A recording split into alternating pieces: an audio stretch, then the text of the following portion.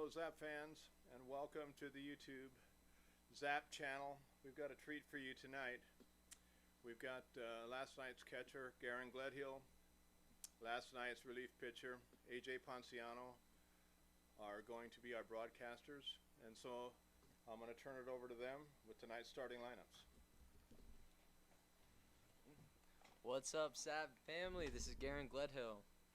So tonight for the Spuds, we have number 13, Wilcox. He is going to be leading off. Then we have number 24, Reeves. Then number 19, Billingsley. Number 11, Stonecipher. And then number 33, Westmoreland. Number 10, Denton. Number 39, Jones. Number 26, Brooks. Number 2, Witt. And number 36, Santos is on the belt. And for your Oahe Zap, we have Mason Melton at third base, number 15. Gavin Frazier is at second base tonight, number 2. Behind the plate is Ty Farrow. At DH is going to be Briggs Richard. First base, Quinn Levinson.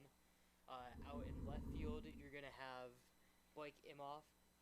In right field, you're going to have pitcher. At shortstop, you're going to have Cy Taylor. And in center field, you're going to have Dylan Bowie with Noah Aliff on the bump tonight.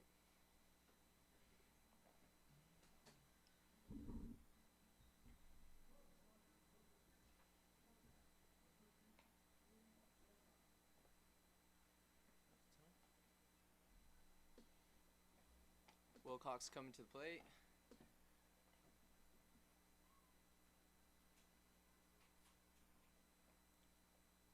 First pitch underway, and we have ball 1. So I got to talk to Noah before the game, and I just wanted to get his thoughts on how he was feeling today, and like if he had an approach or anything like that coming into this game. Let me bring up my notes. So Noah said he's feeling really good tonight, pretty loose. He's going to take everything pitch by pitch. I like that mentality, try not to overthink too much, just kind of take it one pitch at a time. And he's really happy that Ty Farwell is catching him today, because if you did not know, they both go to Dickinson. So that's always a treat when you have the battery back in action during summer ball.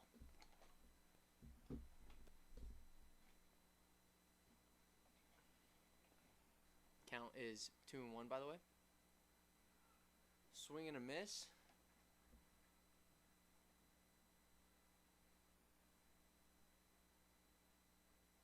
Count is 2-2.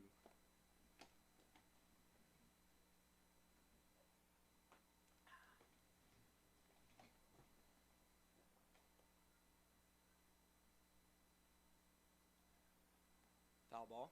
Wilcox battling. AJ, I've never done this before. Have you done this? Not a full 9 innings. I came in last summer a couple times and talked to the broadcasters, but nothing full game where it's on my own. Got a ground ball to Melton, and fires it to first base for out number 1. Good job, Noah.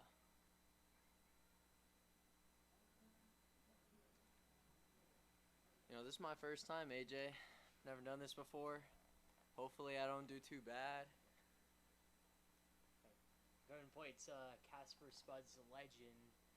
Reeves right here. I think this is year number 4 for him over at the Spuds. So that's Reeves you're talking about? Yeah, Reeves. It's been there for 4 years. Oh my goodness. Doesn't hold up to our Pepe, Brady Glenn. Reeves fouled it off. Oh, bloops right in. Gavin Frazier just missed it. Yeah, I think it was the wind that really took that one. That seemed pretty routine, but the wind here is howling out towards right field, so the ball just kind of started fading away from Gav at the last second.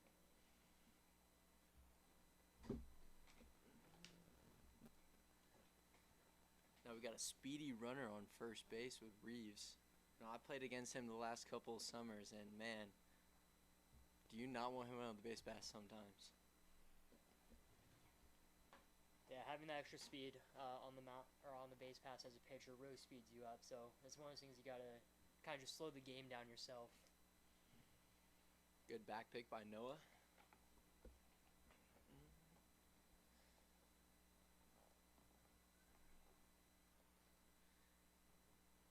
Billingsley at the dish right now. First pitch was ball 1.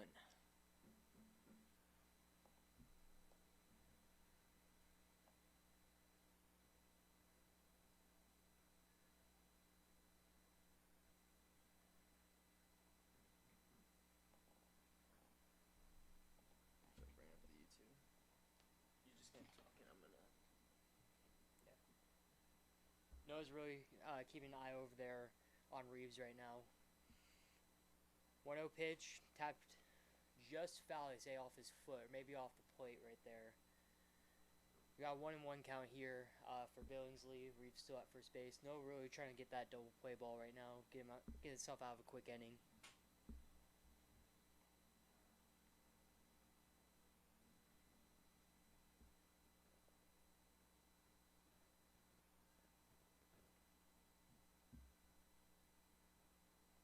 Here comes the 1-1. Reeves is stealing. Tag throw on second. It's just late. That's Reeves still on base right there. Close play at second.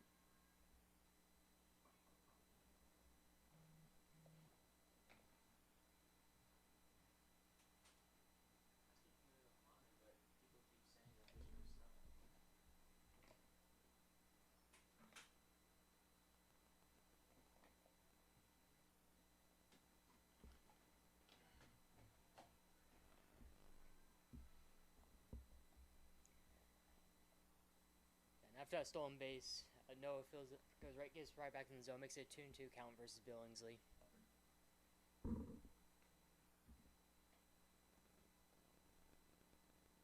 Maybe they're watching their TVs and that's why. That 2-2 pitch blowing outside to Billingsley. It looks like he went for a changeup there, trying to get a ground ball. Count runs full with 1 out with Reeves at second base.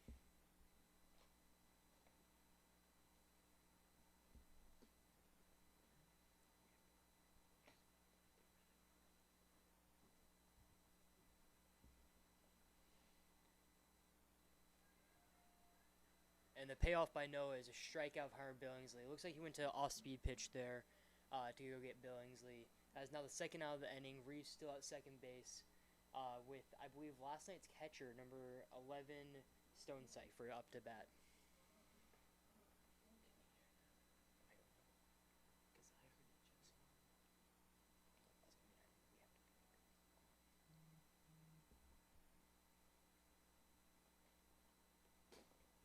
First pitch to Stone Cipher. Lines it straight to center field. Reeves rounding third. Cut off by Quinn. But run does score.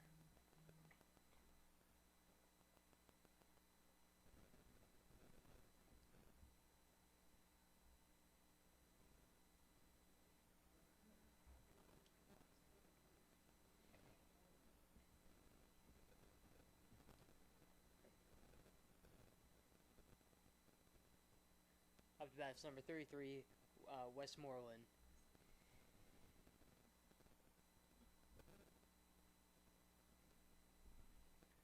First pitch in there for a strike from Noah.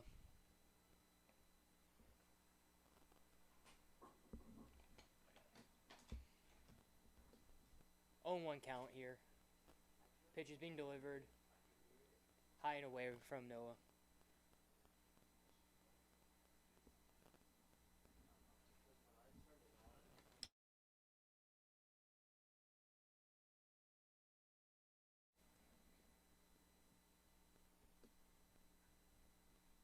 That ball's hit to right field, high up there. Wind is a factor here. And pitcher comes up with the catch to end the inning.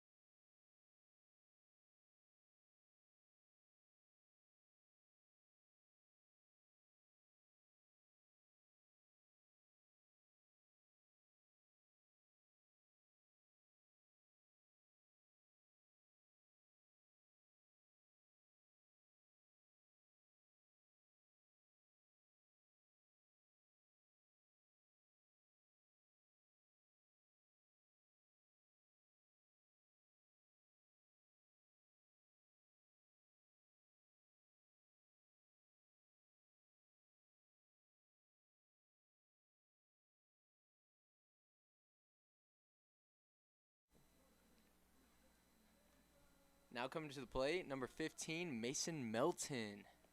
You know, he was actually my roommate back at University of Pikeville. Pretty cool guy, for the most part, I guess you can say. Yeah, I'll have to second that. Mason's pretty cool. Actually, me and Garen Mason and our oldest Zap player on the team, Brady Glenn, actually all live the same host family. Mason grounds the first pitch to the first baseman for out number 1. I'm not wrong. I believe that is a first pitch, first out, so I wouldn't be surprised if Gavin Frazier here takes the first pitch of this at bat. Probably a good take right there. Mason Melton normally doesn't swing at the first pitch, so I'm kind of surprised that he did right there. Gavin takes the first pitch for ball 1.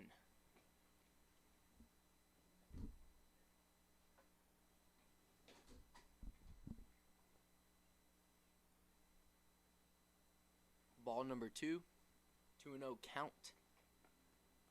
You know, me, Gav, and AJ also went to Saracoso Community College together. Gavin fouls off the 2-0 count.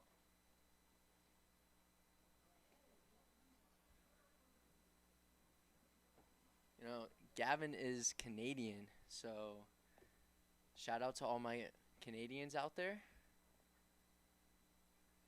Good swing.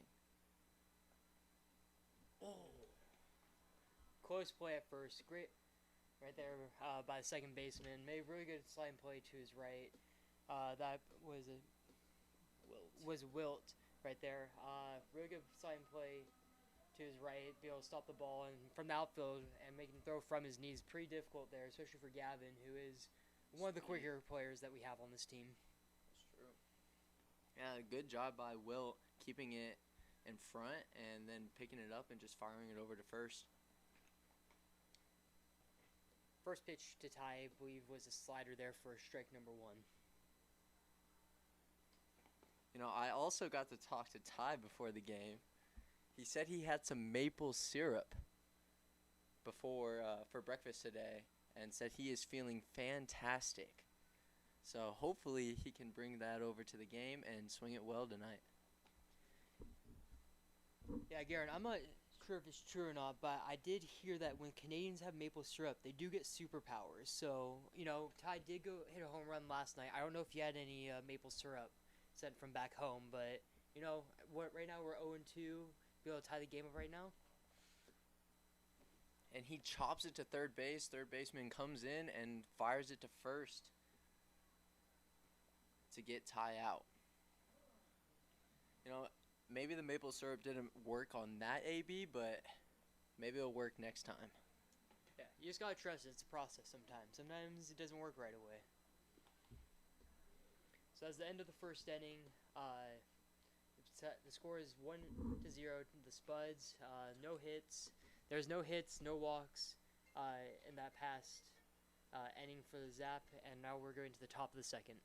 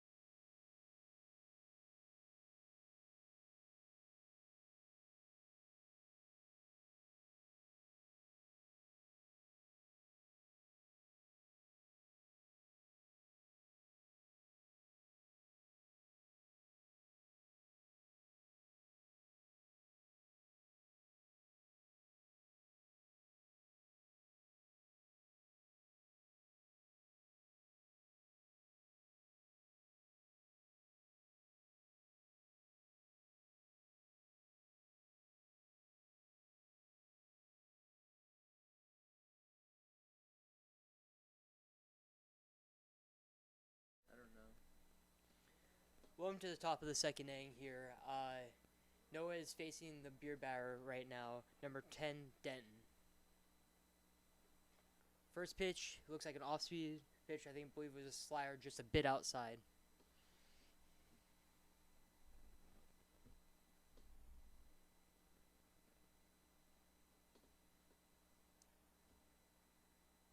Second pitch, fastball, just a bit outside again, right there.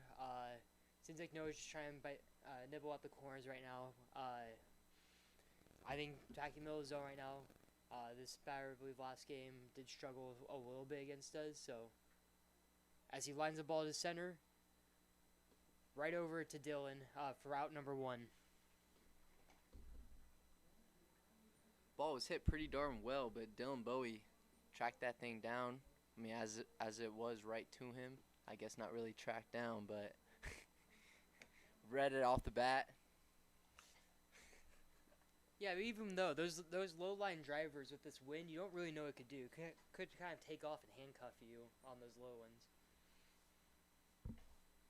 Pitch number 1 from Noah. Swinging, goes out to right center. Dylan's tracking it and just falls in. It's that wind today. It's brutal right now. I think that ball probably would have normally been caught. That wind just started taking it away more and more towards right center and just out of the range of Dylan.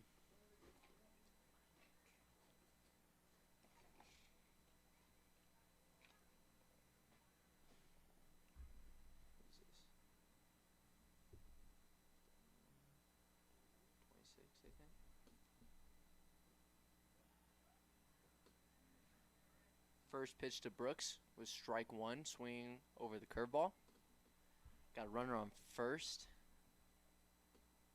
1 out. Back pick by Noah, safe.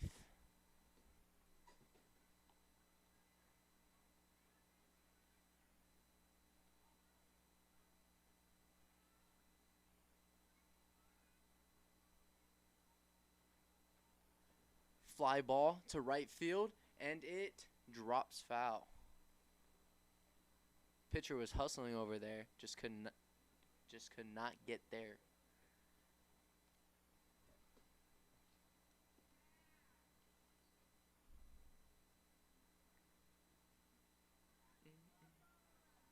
Count is now 0-2. See if Noah can get a punchy right here.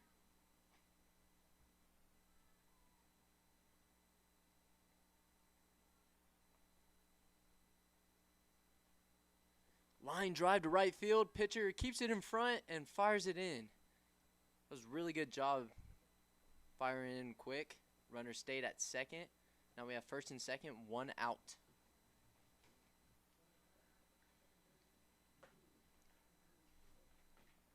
With the 0-2 count there, I mean, that's one of those ones that you want to be a little bit finer with. I think that's a pitch Noah would like to have back. Maybe a little bit different location. Maybe a little bit higher up in the zone. I mean, 0-2 hits are just really unfortunate. I mean, sometimes you just find ways to fall, even if it wasn't the best swing on him. That pitch is a little bit low there to Witt. I believe that was a curveball. We'll just switch on each batter. 1-0 count here with 1 out. Runners at first and second for Noah. Here comes the pitch. Strike number 1. Count runs 1-1 here. Noah, I think, is really looking for that double play ball. Had a couple more pitches than he would have liked to in the first inning. Second inning here has a little bit of a log jam, but looking to work his way out of it.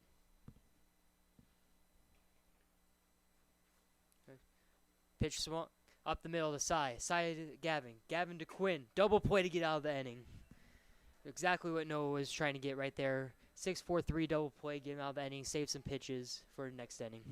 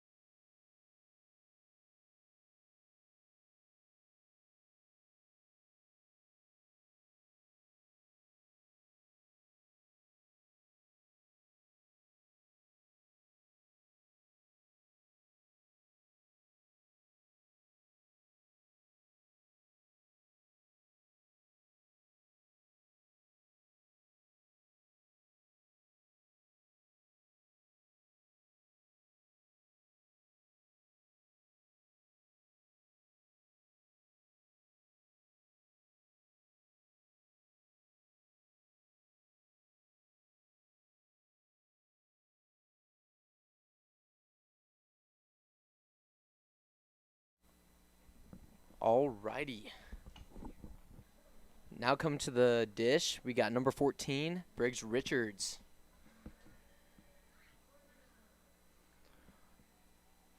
I know you guys are probably having a little trouble hearing us. I'm hoping that we fix the problem. So please let us know. Gonna try to talk a little bit louder as well.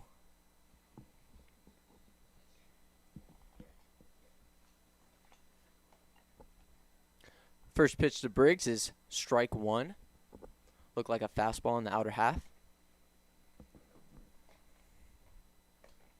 You know, Briggs is a pretty cool guy. You know, I just met him for the first time a couple weeks ago, and he's been a good friend of me the last couple weeks, and like hanging out with him. It's cool that he's from South Carolina. Such a beautiful place. Second pitch was a ball. Count is now 1-1.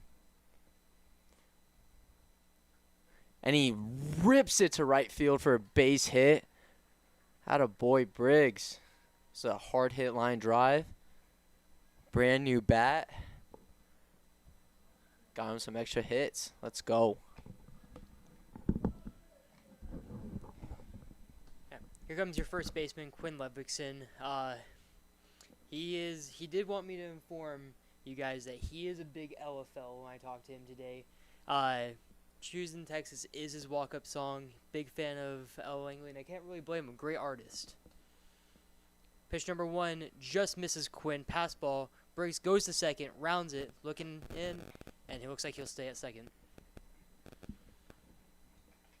1-0 count here to Quinn.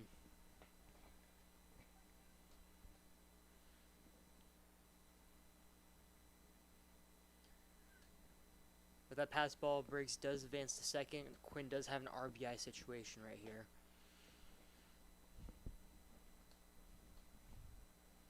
Pitcher looking for a sign. Still looking, continuing looking. Delivers the pitch. Fouled off by Quinn. Yeah, Quinn took a really good swing at that. Just barely missed it right underneath it. You know, Quinn last night had... looking at the books, looking at the numbers, not a great game, but I think 4 really well hit balls. I mean, he had a couple directly to the right fielder who was playing pretty close to the warning track. Here comes the 1-1.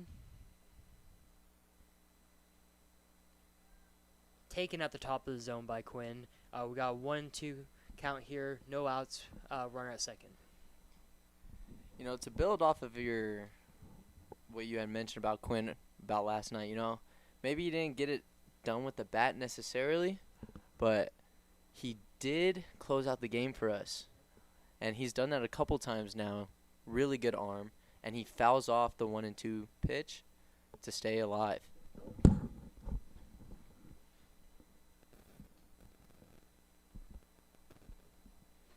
Yeah, Quinn's really been a warrior in the back of that bullpen. I mean, he doesn't even really go down and throw any in the pen either. He's going straight from first base most of these times, right to the mound. He'll rip a couple plyos in the dugout right before the inning if he knows there's a chance he goes in. The 1-2. Taken down low. I believe that was a slider to Quinn. Runs the count to 2-2. And that actually makes it way more impressive to me. Quinn is such a good athlete that he's just able to rip a couple plyos, go in, and shut it down for us. Such a good guy, too. Here comes the 2-2. Hit it towards the 6th hole. Booted by shortstop. Wilcox throws over. And first baseman is off the bag. Quinn is safe at first base. The Spuds coach does not look happy. He is rushing towards the field to ask the umpire to take another look at it right here. But with that, Briggs was able to advance to third, so even if Quinn is out at first base, he did do a job to get Briggs into scoring position right now. Umpires quick meeting there and say that Quinn is safe at first there. So we got first and third, no outs right now. Yeah, what a good job by Quinn to get that ball on the ground, and a really good read by Briggs. Just going right off the bat, trying to be safe, trying to advance. A really good job, really good read, and it's even better that Quinn was safe. First pitch to Blake is strike one on the inner half. Looked like a fastball right there. Got first and third, no outs. See if Blake can do a job right here.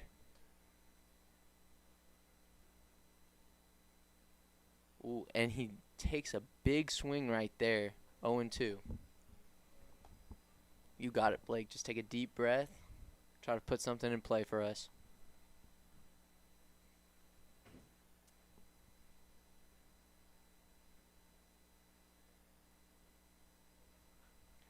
And he does. He rips a grounder to first and does a job right there. Quinn's able to get to second safely. Briggs scores, but Blake is out. But that is a quality AB in my book. Yeah, I mean, really good job by Blake right there. Getting 2 strikes, took 2 healthy cuts, and really took a team approach there. Slow ground ball towards the 4-hole. No play at second base to get Quinn out, so he advances in the scoring position now as well. Blake getting him over, getting the RBI right there. So, yeah, really good team at bat. I mean, you got your 2 ace swings off on your first 2 pitches you saw, and then you shorten up and put one in play. First pitch to Ethan Pitcher is a foul ball, straight back.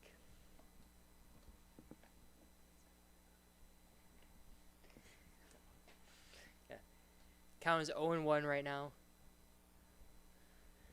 Pitcher really looking to drive something to the right side. During BP, that is really his specialty. He'll pepper them into that right center gap, and with this wind, could really help him. Looks like a changeup just down and out to make the count 1-1. Pitcher did not like that call. Called the roll? No. Oh. With the actual pitcher. Here comes the 1-1. It is down the dirt. Catcher really had to move quick to try to get a glove on that one. Fortunately for them, did get a glove on. Unfortunate for us, because that would have definitely put Quinn at third and had Ethan Pitcher in a really good RBI situation to take the lead 2-1 potentially. The count is 2-1.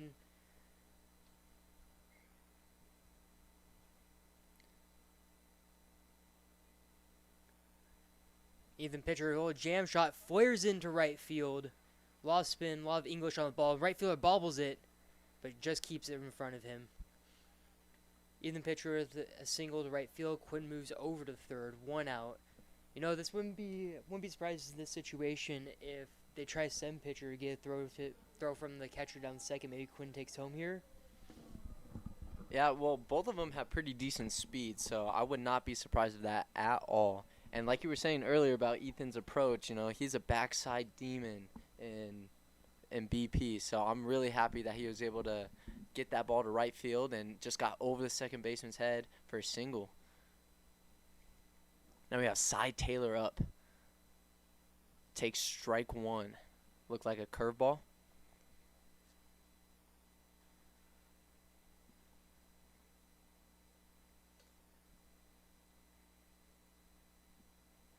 Oh, 1 count. And he fouls it. Looked like a good changeup right there. Had Cy a little out in front on it. Hopefully now he can shorten up, stay back, and drive something.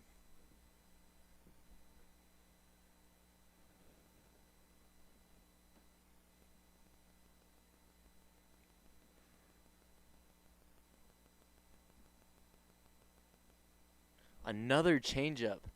And Cy was able to just get his bat on it and foul it off.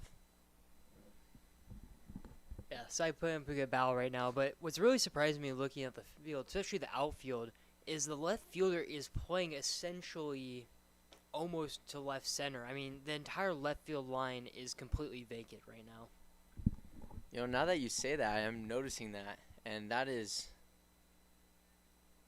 back pick to first base by the catcher, and Ethan Pitcher is safe. But to build off that again, yeah, left field is playing almost to left center. And Cy is pretty much a pull hitter, I would say. And hopefully maybe he can get something down that line. And he swings, goes right to the pitcher. Pitcher to Wilcox. Wilcox to first base, and Cy is safe. What a job hustling down that line to beat out that double play. Love the effort, love the stride. Good job, Cy, and he gets a run in for the Zap. Now the score is 2-1.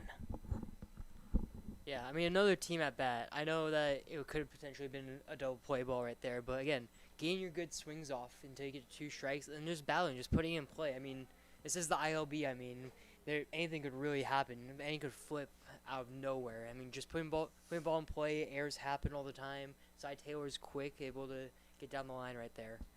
Next up is Dylan Bowie. Looks like he takes strike 1. I believe that was a fastball in the outer third of the plate.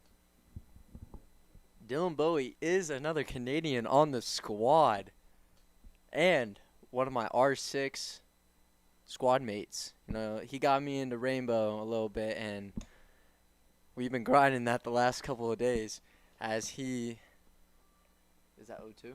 Yeah. 0-2 count. He got him on the check swing. Hopefully Dylan can now battle. But, again, shout out to my Canadians. Yeah, I don't know if Dylan had any maple syrup today, so we'll see if this is going to be the difference. Pitcher wanted it. Looks like it was a changeup that just missed the zone outside. Pitcher started to walk towards the dugout and had to stop and retrace his steps. You know, I wouldn't be surprised if he goes back to another changeup right here. It's been basically his bread and butter with 2 strikes. Oh no, he pulls a fastball arm side. The count runs 2-2 with 2 outs. Runner at first base is Cy Taylor.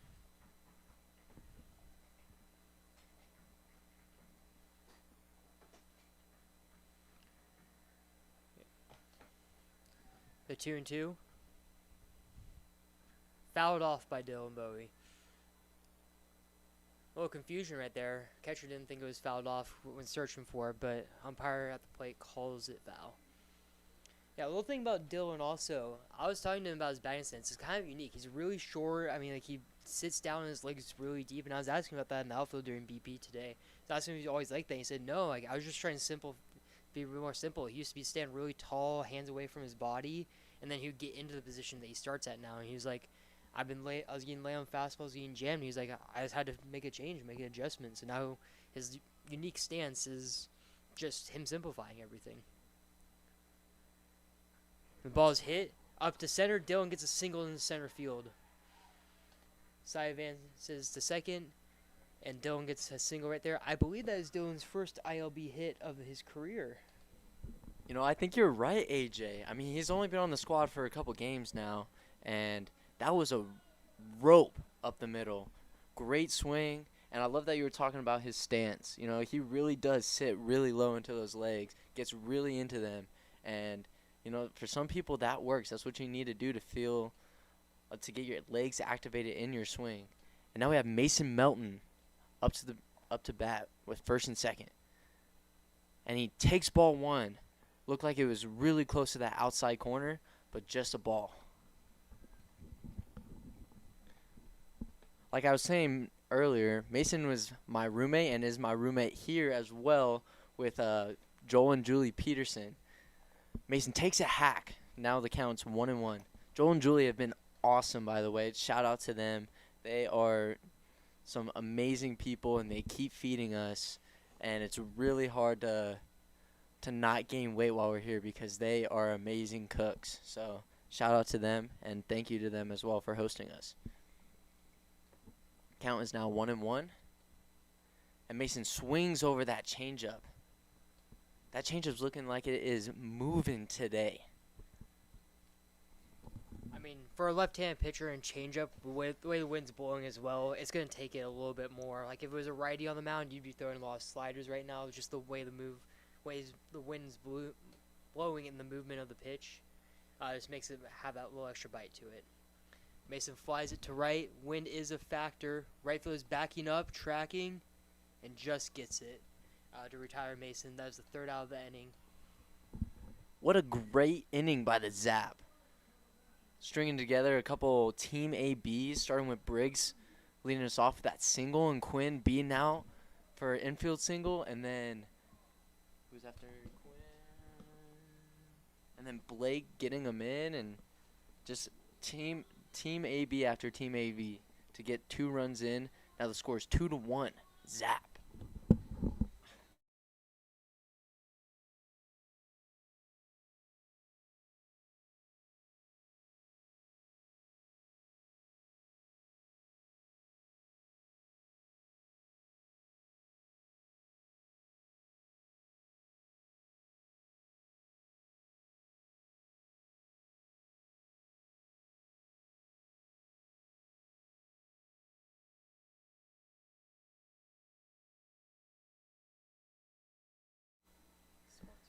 Just want to thank one of our sponsors real quick, Perkins Restaurant and Bakery, for giving us some meals after some games. They are amazing, some good food. Thank you again, Perkins. Shout out to you.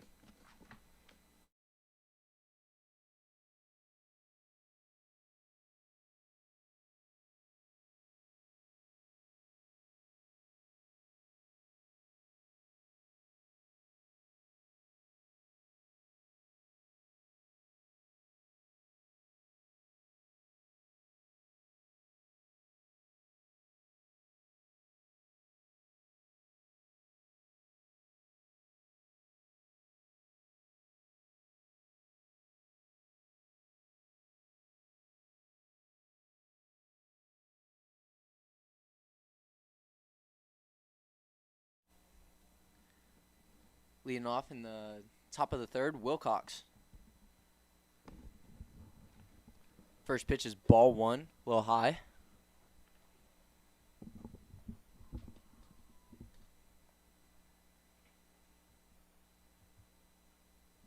Jam shot right up the middle, gets past Gavin Frazier for a single. Yeah, I mean, jam shot up the middle right there. I mean, he executed his pitch, got that pitch in on the hands, and nothing you can really do about it as a pitcher. That is something I did tell our pitchers, though, in this league. You're either going to give up barrels or it's going to be jam shots. There isn't really many times the guy's going to have 3 solid hits. It's either going to be one of those ones they just fall in, or it's going to be one of those ones like, damn, he really got it. Here comes Reeves, bunts up in the air, and just goes foul. I think if that hung up for at least another half second, Mason would have been laying out right there to try to get that ball. A great effort by Mason right there. Hustling in. Looked like he was trying to get that ball no matter what. Love the effort.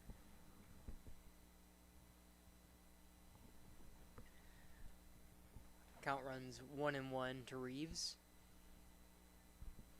The pitch. Reeves wanted to fire. Looks like that was a slider or potentially a curveball there by Noah. Reeves did almost swing at that one, but just held up. Noah gets a sign. Delivers. Swinging by Reeves. Flown out to center field, right to Dylan. Tracks it just to his left for out number 1. Another great read by Dylan. He is holding it down right now with this wind.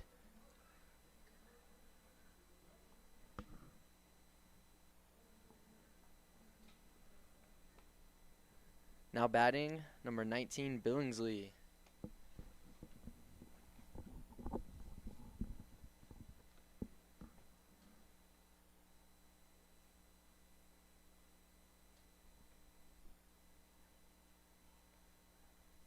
Wilcox steals. Throw by Ty Farwell over the head of Cy. Wilcox going to third, and he is safe, and it gets past him.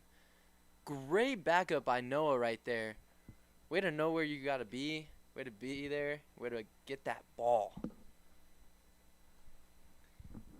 Yeah, and that's a tough play by Noah. I mean, as a pitcher, you're usually just trying to duck down so you don't get hit by the throw by the catcher. But have the awareness to see the ball get past your infield and get to the outfield and be able to just dart over to back up third. I mean, for the most part, Mason does a great job just bodying those up. That was one that he just had no chance on.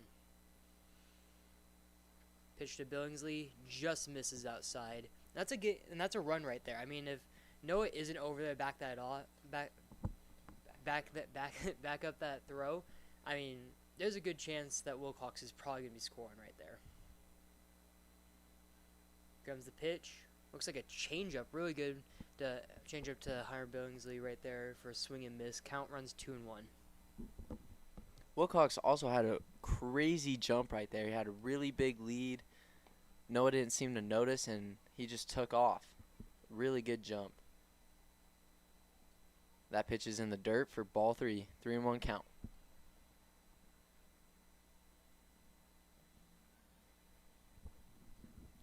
See if Noah can get back into this count, get this guy.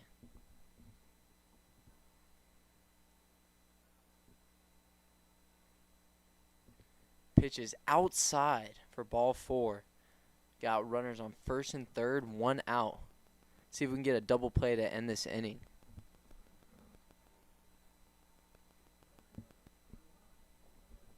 Now batting number 11, Stone Cipher.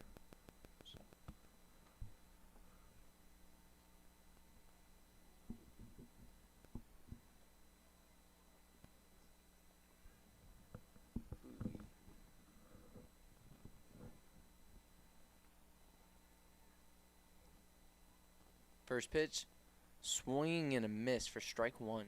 Just over that. Looked like an off-speed pitch, maybe a changeup.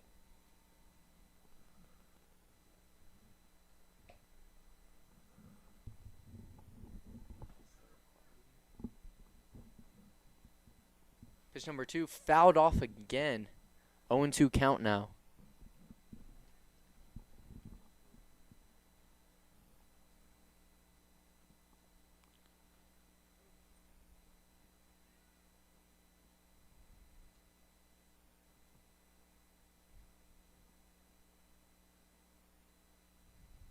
Takes a changeup, just low.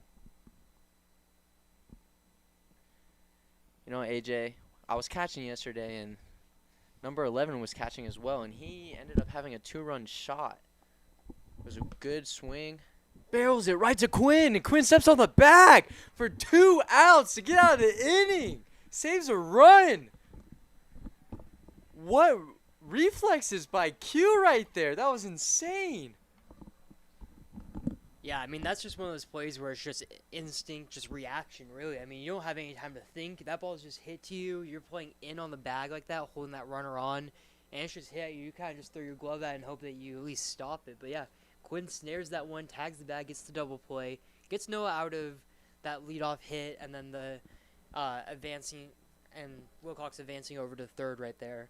So, yeah, I mean, put up a 0 right there. I mean, that's what best thing you can do as a pitcher is put up a 0 right after your team takes the lead, especially for how good that bats were, and just be able to get your boys back in the dugout and get those bats going again.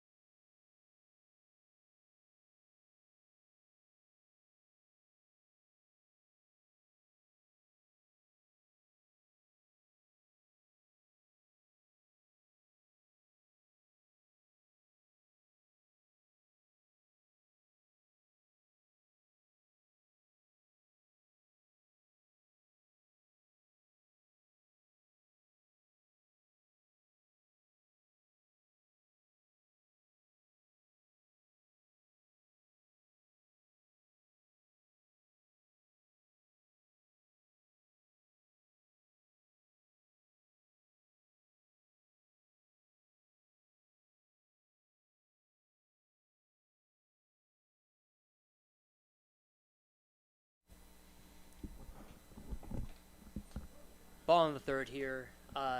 Score is 2-1. Your Oahe Zap. Gavin Frazier is up to bat to lead off the inning here.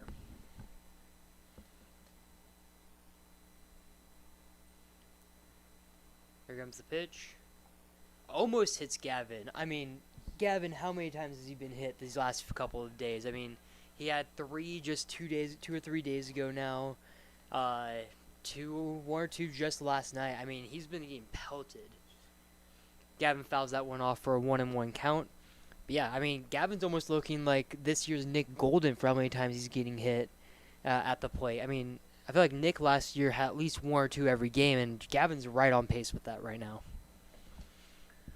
Here comes the 1-1 pitch. Swung and a miss. I think it's that changeup. That changeup by Santos tonight is really moving. I mean, I won't say it's fooling our guys yet, but I mean, it's diving tonight. I mean, really good pitch for him right at the moment. 1-2 count. Gavin just stays alive with a little emergency swing to stay alive there. Count is still 1-2.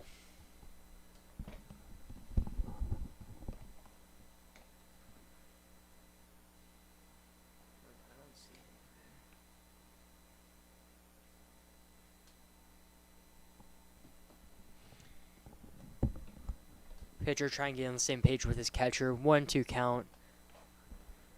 Here comes the pitch. And it's spiked into the dirt. I don't know about you, Garen, but it almost looked like the pitcher was not on the same page there, and just whatever pitch the catcher threw down, he just threw it. I don't think he was really convicted with that last one. 2-2 count. Gavin hits it, and Wilcox makes a great jumping catch to steal a hit from Gavin right there. I mean, that was pretty well hit, just a little bit too low. Wilcox was able to get up and get that one. I mean, what a snag by Wilcox. Gavin puts a great piece on that line drive, and he just jumps up probably like a couple feet right there. Full extension, grabs that out of the air to steal a base hit from Gavin Frazier. Yeah, it looked a little bit like Fernando Tatis's jump catch when he was with the Padres. I mean, he really got up there on that last one. He sure did. And now we got Ty Farwell up to the dish. Ball 1. Yeah, 1-0 count. Here comes the pitch. Ty checks swings, fouls it off. We go to 1-1 right here, 1 out to Ty Farwell. He fouled it. Foul ball.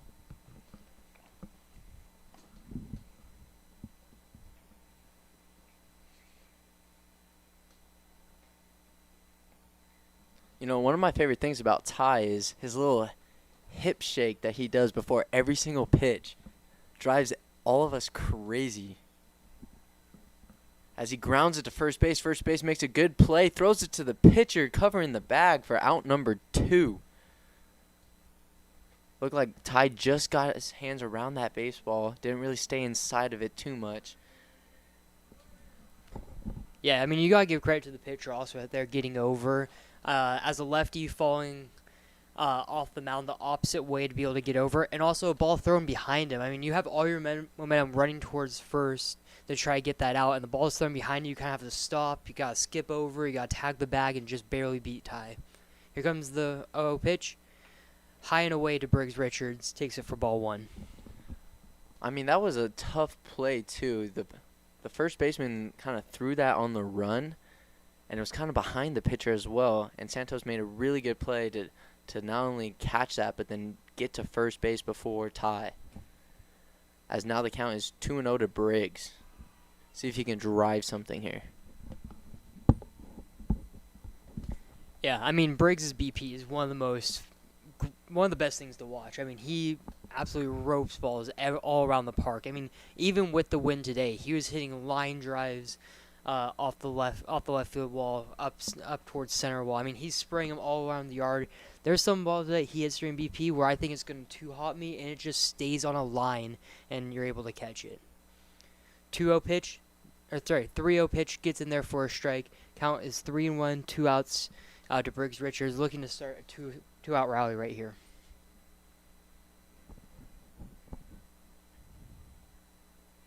Looks like the catcher's gear has come undone, and the umpire is helping him at the moment. So we're going to have a little bit of pause in the game.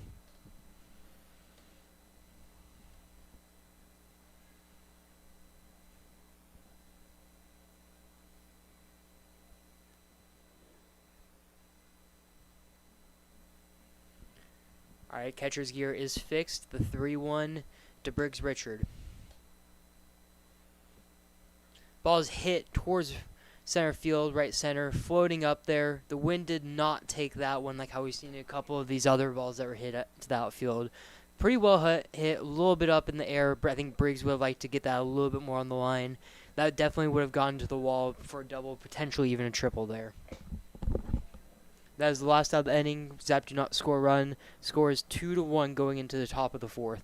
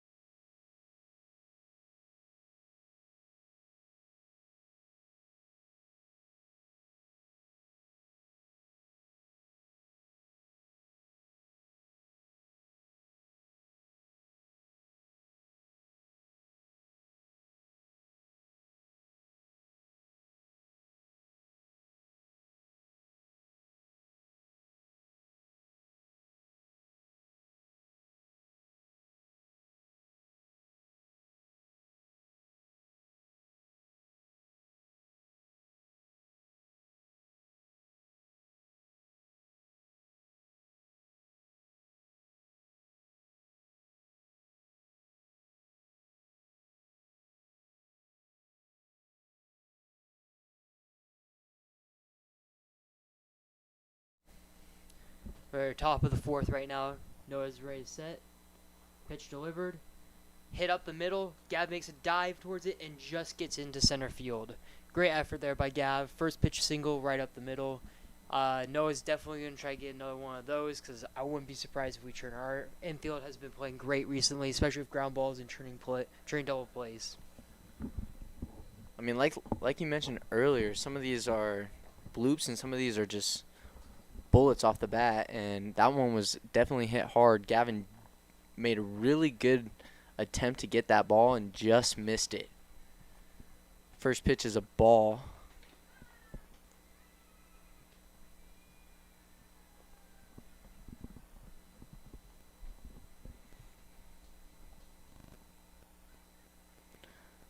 Pulls it down the line to make it a 1-1 count.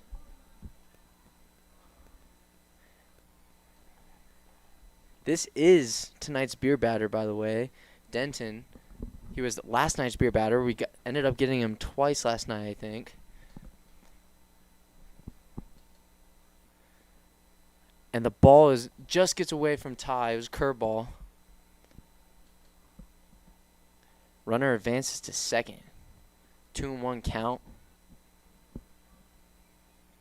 Tough play to keep that in front. Yanked that curveball just a little too much out of reach of Ty Farwell.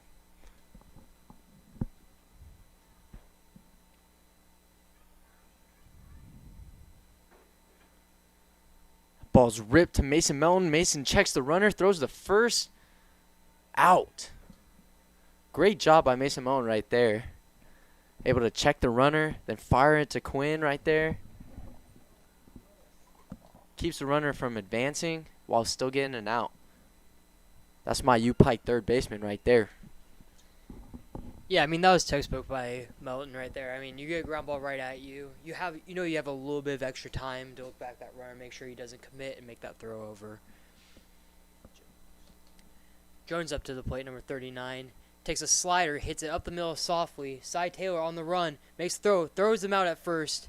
Runner does advance over to third, but you get the second out of the inning. You get some weak contact, and now you're just looking for that last out. You already did the hard work in the first two. Now you go have fun, maybe go try to chase a punchy. I mean, what a play by Cy Taylor right there. On the run, scoops it, and throws it off one leg, and a bullet right to Quinn, right to his chest for out number 2. Now we have number 26, Brooks, is up to the bat with a runner on third and 2 outs. And he takes strike 1 on the outside corner.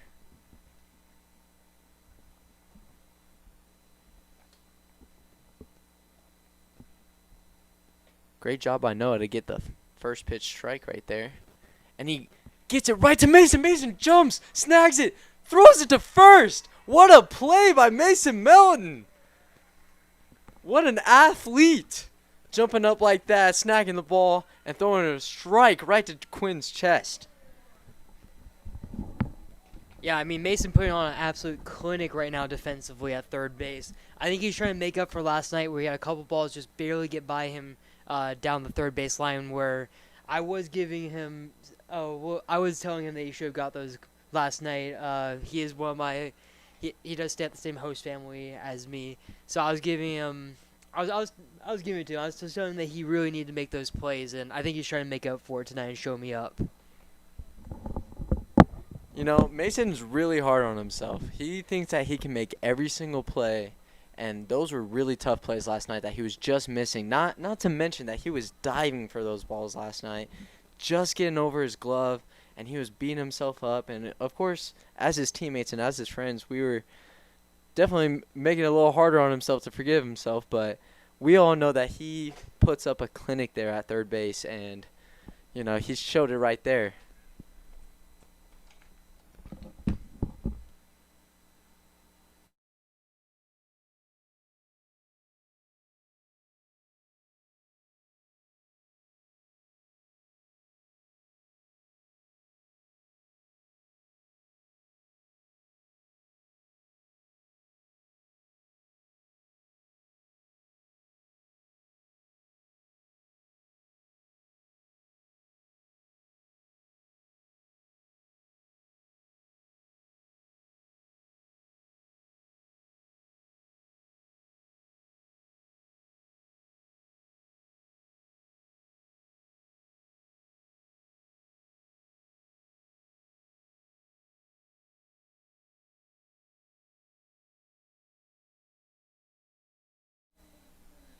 And now batting is Quinn.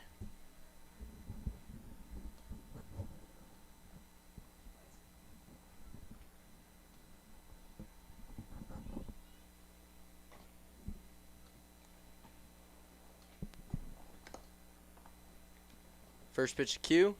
Strike one on the outer half. Lefty-lefty fastball in the corner.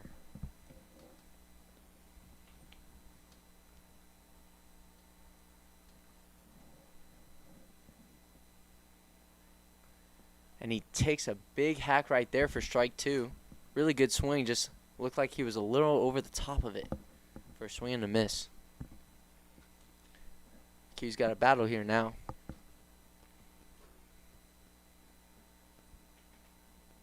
Ball one. A little too far outside. Try to get Q to chase that outer half, but Q does not budge.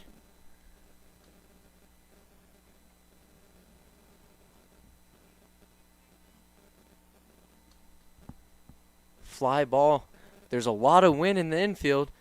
Wilcox comes in and catches the ball. Good job by Wilcox. Reading that with the wind. I mean, we have some crazy wind today. Just taking the ball wherever. Now batting, Blake. Yeah, I mean, with the wind, when a ball's hit up that high, especially in the infield, it starts to spiral. Like, the ball kind of starts spinning on you. It starts looking like it's going to fade one way and then goes back the other. Though, pitch swung on and fouled off straight back by Blake. You know, Blake's really been battling. He's coming off injury. I believe it was a leg injury he had, an ankle. It could have been, it was hamstring, yeah. So I believe this is his first or second game back from that. Ground ball over to first base. First base takes it himself and retires Blake. That is now the second out of the inning. Yeah, Blake's a really good outfielder. I have to say, it's been tough not having him in the outfield. I'm so glad that he is back in the lineup tonight. His reads, I mean, like, one of the best outfielders we have on this team. Just being able to track down some crazy fly balls, some crazy line drives. Now batting, we have Ethan Pitcher. Takes strike one with that changeup on the outside corner.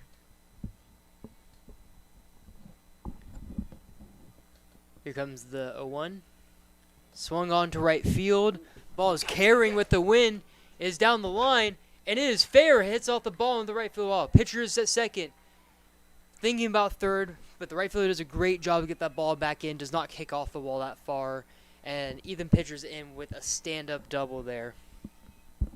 I mean, what did we say earlier about Ethan Pitcher? Talking about his BP rounds, driving the ball to right center. That time he hit it right to right down that line, let the wind take it, and was able to get past the right fielder and hit the wall. Yeah, and that run will mean a lot right now. I mean, we really have this pitcher's number in that second inning. He started settling back in the third, and looks like he's getting pretty comfortable. If we can push one across. As I say that, Cy Taylor hits a single to right field. Pitcher takes a big rounds third. Rounds third, does not advance to home there. Cy does get a single out of it, no RBI. Runners at first and third. I mean, I love the hustle right there by Ethan Pitcher. He wanted to score, ended up having to stop because that right fielder threw that ball in so quick because Cy Taylor hit it way too hard right to him. Yeah, you know, that's one of those times where when you hit a ball too well and it just really doesn't end up in a run or an RBI right there. Like, yeah, you don't want to hit the ball weakly, but sometimes it really helps. That ball just kind of dies out and be able to create a little bit more chaos, create a little more panic by the fielders.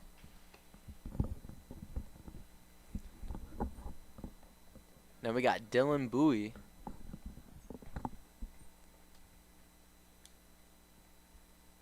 Got runners on first and third, 2 outs. See if Dylan can come through for the zap. And ball one. A little too much run on that changeup. Catcher was able to slide and catch that. Yeah, and this is exactly what I mean by getting back to the pitcher, being able to put him in stressful situations. I mean, he was getting back in a groove, get up a 2-out hit there, another 2-out hit. And he just finds the zone right there to make it 1-1. But when a pitcher starts getting in the groove, I mean, even after giving up 2, it's not a lot, but if you're able to just keep on piling it up against pitcher, just make him think more, make him work a little bit more, throw an extra couple pitches. Maybe you'll get that bullpen a little bit quicker and put a couple more runs up deeper into the game. Here comes the 1-1. Just catches the outside corner, makes it 1-2. I believe with another changeup, it could have been a fastball there. Didn't have as much dive, so I believe that was fastball in the outer corner. Dylan really going up the battle right now. I mean, we were talking about his stance and his approach. I mean, it seems like he's always in a 2-strike approach, or a 2-strike swing. So, and he just fouls it off there to keep it at 1-2. Looks like Cy Taylor was getting a little bit jumpy over there. Maybe he's thinking about stealing a bag. Maybe creating an errant throw by the catcher. Maybe rushing him, bounces off the glove, and Ethan comes in and score. You know, I would not mind that right now. We got 2 strikes, potential off-speed count. So if we get Cy Taylor to get to second, create some havoc. Oh, and the ball gets past the catcher, and Ethan pitchers in to score as Cy Taylor takes second base. We were just talking about an off-speed count right there. That's exactly what happened, and the catcher just missed that block. Went right over his left shoulder. And now the Zap score in the bottom of the 4th with 2 outs.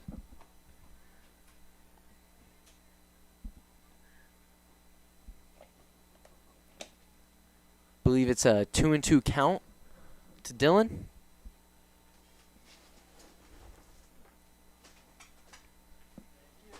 And he rips the ball to right center. Reeves tracking it down, and he catches it. Wow, did that ball go into that wind?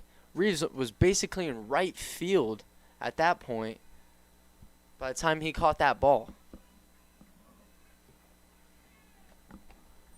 And the Zap score 1 to make the score 3-1 after the bottom of the 4th.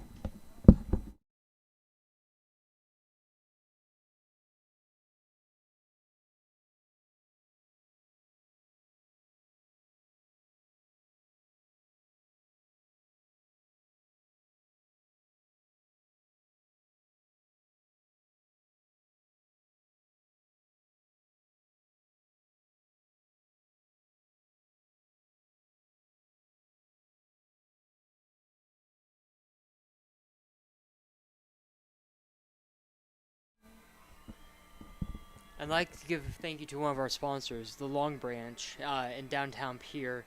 The Long Branch has been feeding us Zap players for these last couple of years after some of these games. So really want to say thank you to the Long Branch riders sponsoring us, giving us great meals after the game, feeding us almost every night. It feels like we're heading over there or some food is being delivered from over there. So if you haven't gone to the Long Branch, please go check them out. They're big supporters of us, and they've really helped us out these past couple seasons.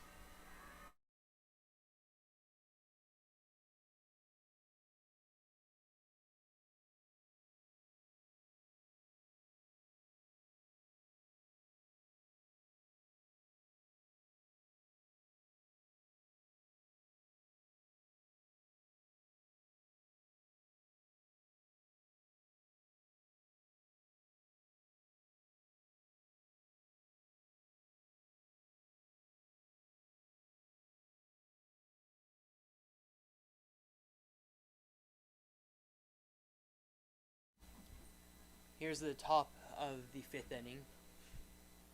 Noah set, just delivers, just misses outside with a slider right there. Count is now 1-0. Yeah, 3-1 ball game. Both teams has 6 hits here. Offensively, both teams are swinging it really well. The 1-0 goes to, the 1-0 goes to 2-0 there. But I was saying, both teams has 6 hits. It's really just those timely hits, those 2-strike team at bats that we had there in the 2nd inning, and then just that last inning with that pass ball. 2-0 is in there for a strike. It is now 2-1. Yeah. Noah's really having a good bounce back start here from his last outing. 2-1 goes to 3-1. I mean, I know I've talked to him, he was really upset with himself. I wish he had a couple of those pitches back. He would have executed a little bit better. He was saying it was just unfortunate some of those hits that did get down in that game. And he walks the first batter that he sees here to lead off the top of the 5th inning. That was the number 9 hitter. Now we're back up to the top of the lineup with Wilcox.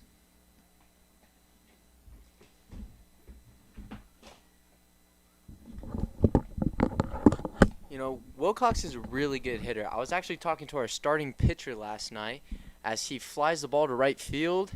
Ethan pitcher under it, and he catches the ball for out number 1. You know, I had the opportunity to catch Pierce last night as he went 5 innings, 2 or 3 runs. And, you know, I've never caught him before.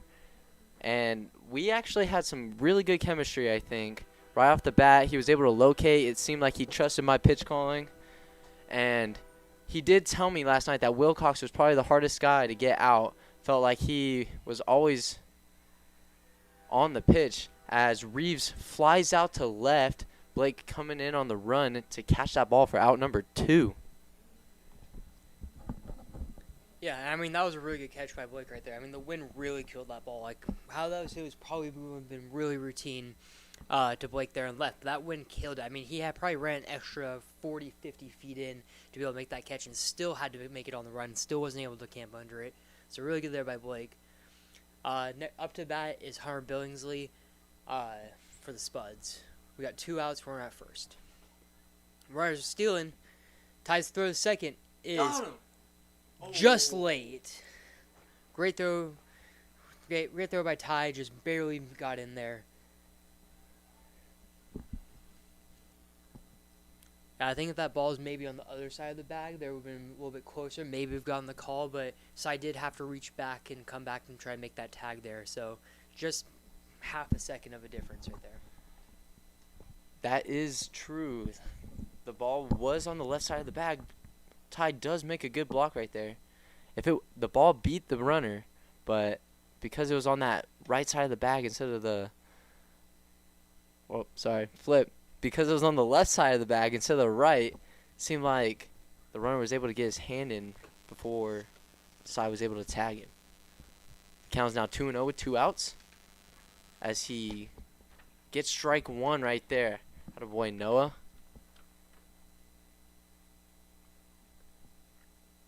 Two and 1 count to Billingsley. Dangerous hitter at the dish. Played for the Spuds last year. I remember him just cranking some baseballs every now and then. As Noah gets strike 2 to even the count.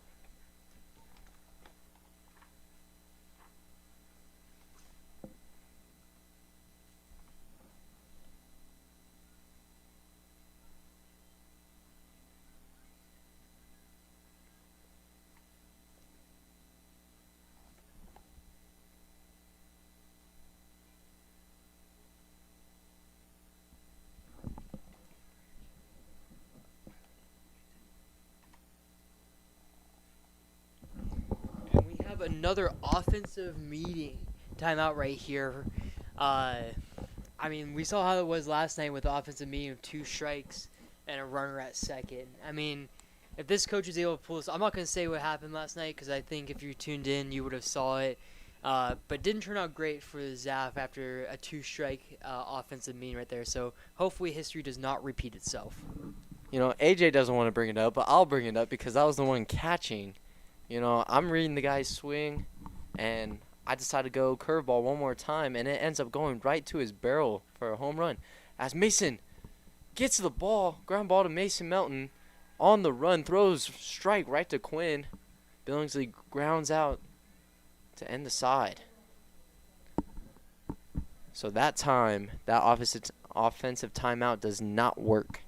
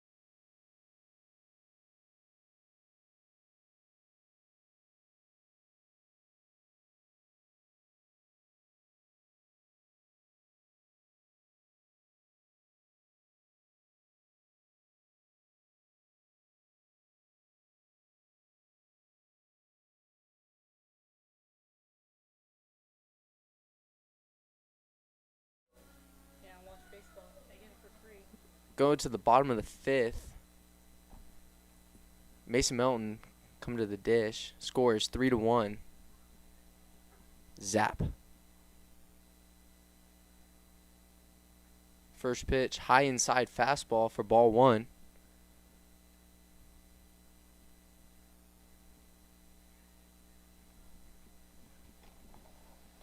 Mason Melton did make a couple great plays at third base so far this game.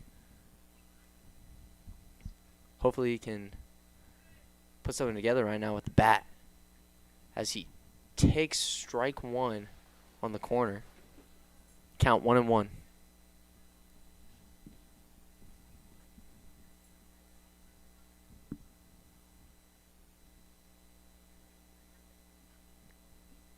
Ground ball to third baseman. Third baseman on the run. Gets Mason Melton out at first base. Good play by Westmoreland. Now batting, number 2, Gavin Frazier.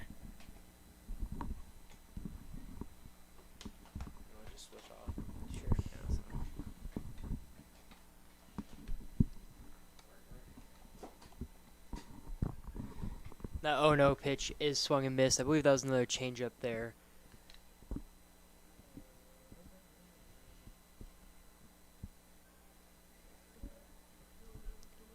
Here comes the pitch. It is taken in the dirt. I believe, again, he keeps on going back to this changeup. Hasn't really worked out these last couple innings. He was able to figure out in the third. But the second and fourth, I mean, he keeps on spiking them. Fastball just catches the inner part of the zone. Gavin doesn't fully agree, but checks in with the umpire there.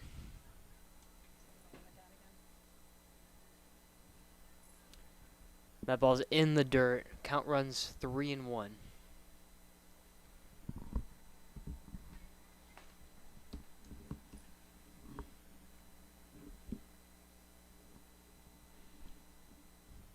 Pitcher set, ready to deliver. And gets a little jam there. Towards sixth, third base comes over, cuts it off, throws him out at first. That's for the second out of the inning.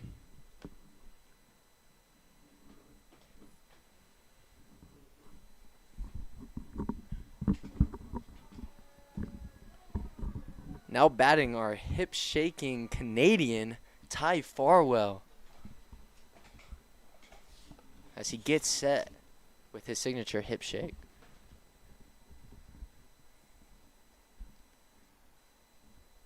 First pitch, ground ball to second base.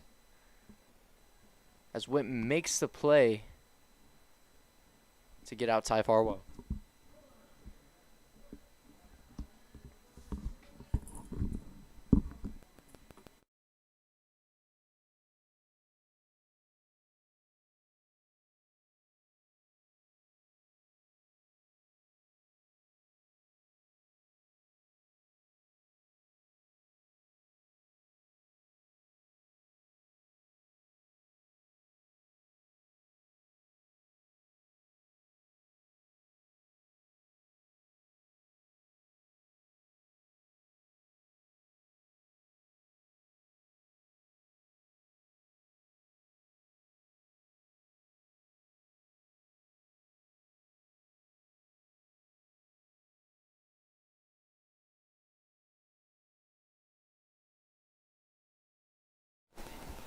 A shout out to another one of our sponsors, Foster Rentals, Mid Dakota Storage.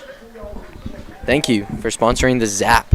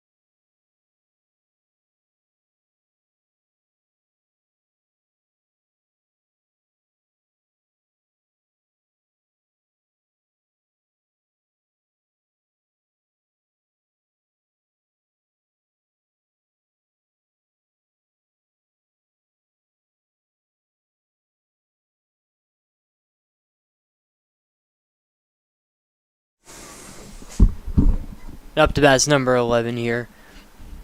Noah's first pitch. He just hits him. Seems like he was going for a changeup there that he just yanked barely inside to hit number 11. Stone Cipher. After a quick inning from the other team, that's not exactly what you're looking for. Try and get a quick out there. Noah has gone a couple double plays here, so hopefully he's able to repeat that. Up to bat number 10, Denton. First pitch is in the dirt and skips away from Ty Farwell. Stone Cipher advances to second.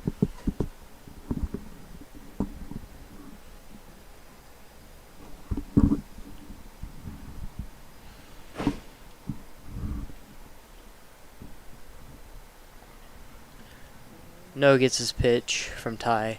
Set to deliver. And a swing and miss. With I believe it was a high slider. Sometimes high sliders, they work. I mean, unless if you hang them middle, but it kind of surprises batters when you don't see that really often. I mean, you're more looking when you see off speed be down, but when you get it up, it can be pretty effective.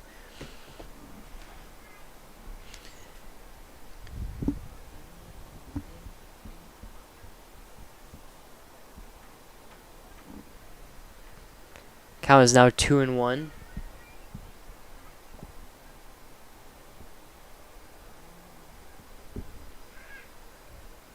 Noah's pitches runs up and in on Westmoreland.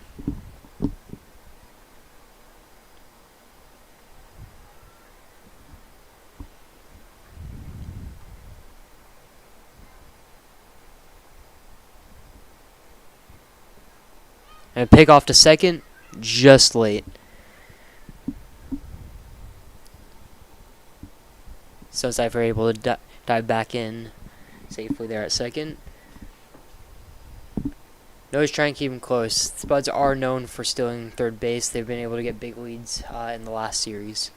Comes to 3-1 and misses down and away with the fastball. That makes it first and second, no outs.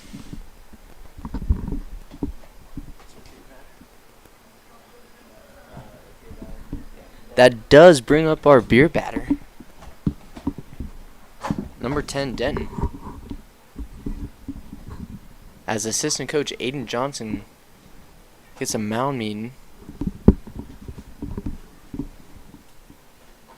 Try to calm down Noah.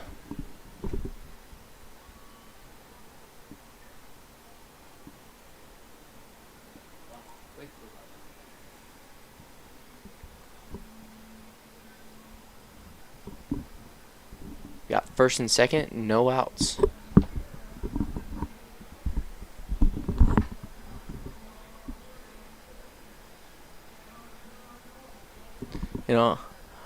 I don't think the fans would agree with me, but I would not mind a double play rather than a strikeout. I agree. I mean, 2 long at bats there, a lot of pitches being thrown. A quick double play here would really help out Noah's pitch count. Bunt attempt here by Denton, and just goes foul. I mean, yeah, we saw this a lot out of the Spuds the last time we faced them. They were bunting a lot to get guys in scoring position, especially runner at second, 1 out or less. I mean, they were they really feasted on that. I mean, they were able to get it down for the most part yesterday, and even right now. I mean, they've struggled a little bit more. So I don't know if that's credited to the pitching staff creating better pitches there, making it a little bit harder, or just the lack of, I don't know if effort's the right word, but Noah's pitches in there, slider, make it 0-2 to Denton, to our beer batter. 1 strike away from getting a little discount here at Hyde Stadium for fans.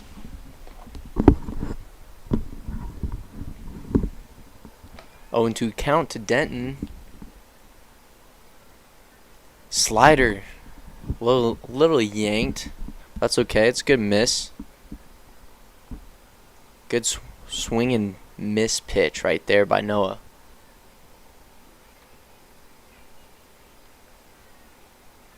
Count 1-2. Slider in the air. Drops in for a single. Dylan out in center does get that in before the runner can advance home. So now we have bases loaded, no outs. Tricky situation here for Noah. Yeah, and we keep on bringing it up. It's either a barrel or some type of bloop hit. I mean, that's just how it is in this league. Unfortunately, that one does get down, found weak contact, but just found some green grass right in front of Dylan in center field.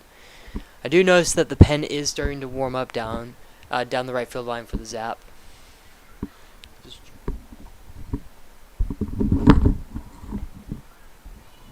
First pitch is a strike to Jones.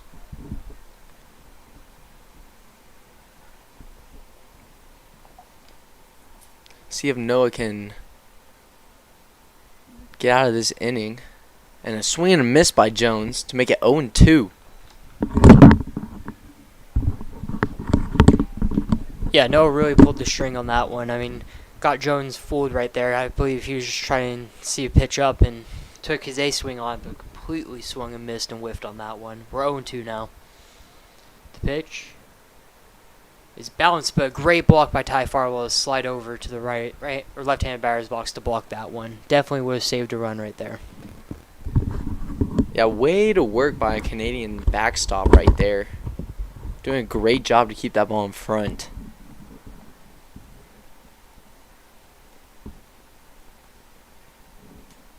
One-two count. Pitch.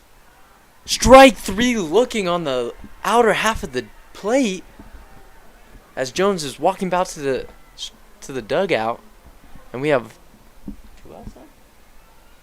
Pretty sure we have 1 out in the inning. Scoreboard was messed up for a second. 1 out. Double play will get us out. Yeah, Jones is not happy about that one, but I think that was majority plate there. I mean, especially with 2 strikes, that is way too close for someone to take, especially with runners in scoring position. Noah made a great pitch there. The 0-0 yanked outside for ball 1.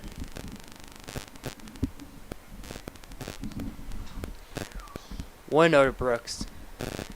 Double play could get Noah out of the big jam once again.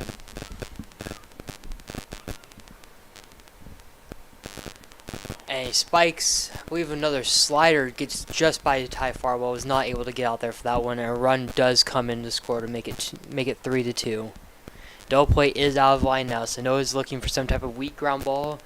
Maybe to the corners. Definitely not up the middle because that's probably going to score a run or potentially even a strikeout here. Yeah, tough pitch to block for Ty in the left-hander's batter's box. Slider moving away from him, just could not get a glove on it. A little too far out to get his chest on it too. As we got a grounder to Cy Taylor as he throws a good pick by Quinn, but a runner does score to tie this ball game at 3. We have 2 outs, runner on third. See if Noah can get out of this without the go-ahead run coming in to score. Yeah, I mean, Noah was able to get some weak contact there to Cy, and a great pick by Quinn over at first, but just unfortunate with that pass ball moving the guys up. And that ball runs in and hits Witt in the elbow. Oh, wait a minute. Oh, maybe off the knob of the bat. It looked like that hit him in the elbow. Never mind. That is a foul ball. Yeah, like I said, Noah did get weak contact, though, so something that you are looking for that. Unfortunately, it was up the middle. That was some good hitting by Brooks right there to be able to punch that ball up the middle to get an RBI.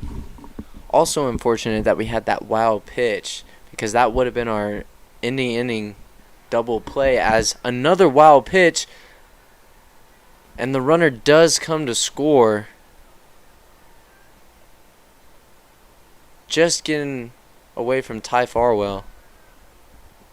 As the Spuds have taken the lead 4-3. We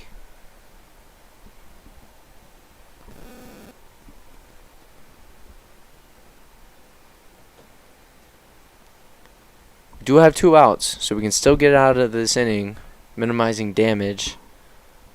And hopefully our bats can make up for such an unfortunate inning. As the 2-0 count, as the batter is hit. I thought he attempted to bunt right there, but guess he just got it back enough before he was hit. So now we have a hit by pitch, runner on first, and it looks like Noah is going to be done for the day. You know, this is a really good outing by Noah. It's such an unfortunate inning. Just a couple wild pitches that just got away from Ty, that a couple runs were able to score.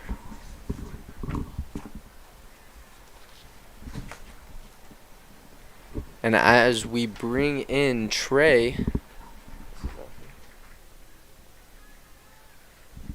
Alexander coming in relief right now. Trey's been pretty good for the Zap. He had a really good starting role against the Spearfish a week or two ago. Went about 5 innings, 1 run.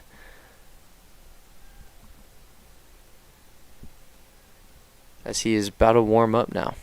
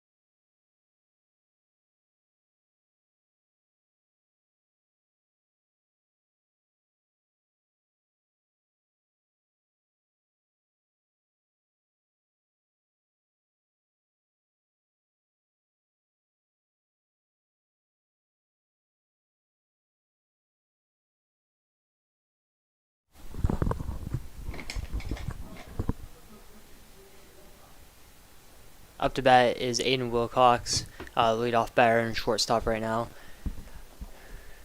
Trey coming in, try to get this last out of the inning. Runner takes off for second. Wilcox fakes bunts, and the pitch is mishandled by Ty. A little bit up in the zone, hard to get to, make a good transfer there, and there's a stolen base. Runner now at second, 2 outs.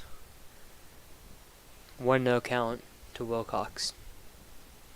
Trey gets the sign.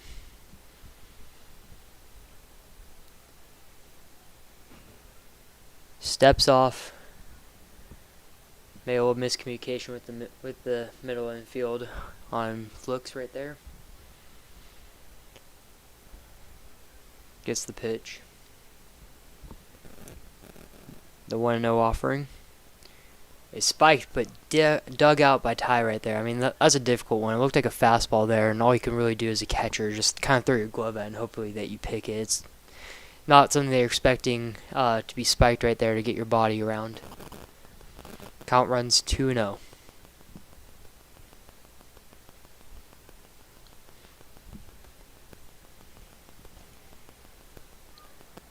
And the pitch swung and missed by Wilcox. 2-1. Another fastball right there. Trey is probably one of our harder throwers on the team. I would say probably sits mid-8s most of the time. I mean, he can definitely run it up there for this team. So his fastball will definitely play, especially running back late in counts like that. 2-1 pitch is taken for strike number 2. Evens it up there at 2-2. Trey's looking to get this last out, get the offense back on the field, try to tie this game back up in the 7th.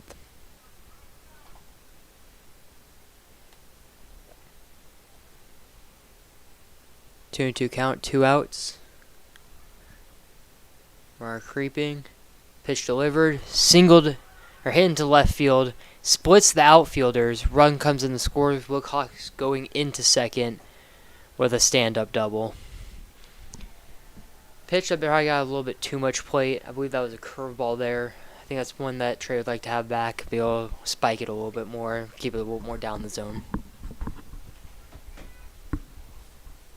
Just got the bat hit out on that curveball. You know, as a catcher, I was thinking maybe go fastball again, just because he was late to that first one. With Trey being one of our harder throwers, probably could have done a fake shake, throw another fastball.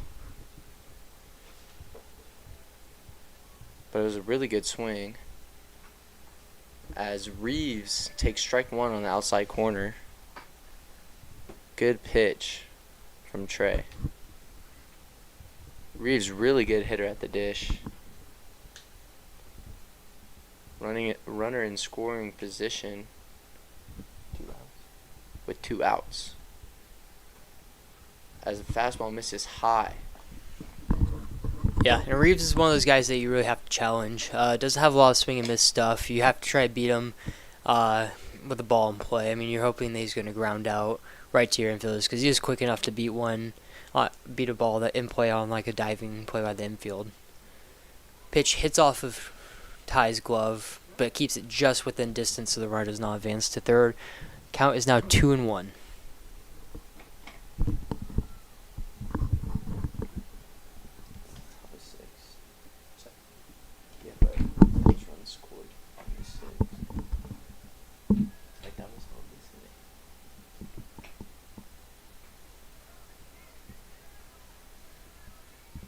Trey misses with a fastball. 3-1 count.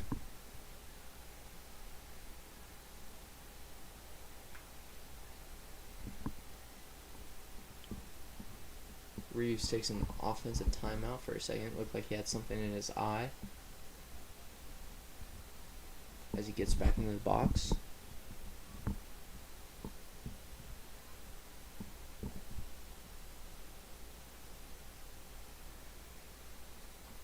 Good pause by Trey. Just misses for ball 4.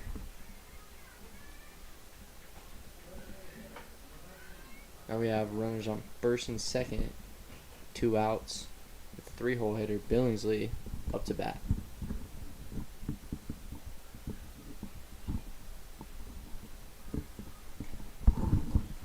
Yeah, with Billingsley up right now, I mean, he's a great fastball hitter. And right now, Trey's had a couple walks now.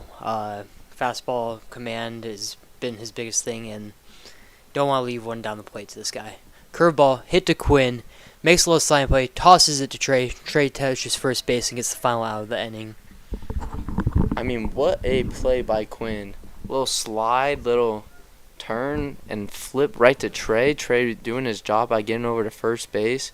Great play by the two of them to get that final out of the inning. Really needed that for the Zap.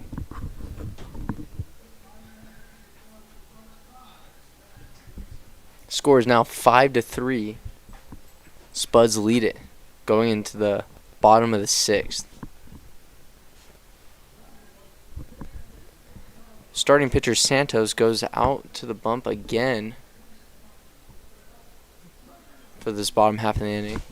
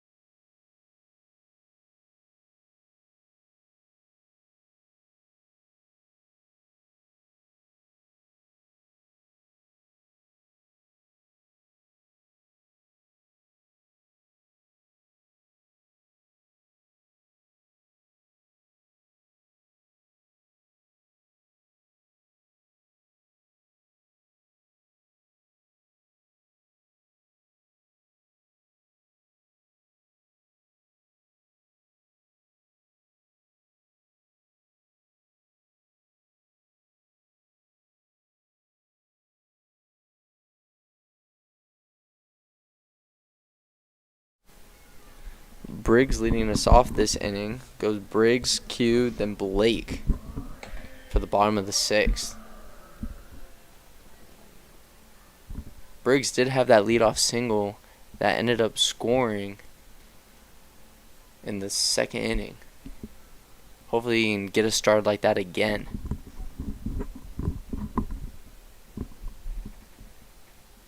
Swings it, grounder to first base. First baseman bobbles it, but he has time to get to the bag for out number 1. Yeah, coming up here is Quinn with 1 out. It does look like the Spuds do have another lefty warming up in the pen here. Interesting tactic, going lefty-lefty, not bringing in a righty here to face the Zap.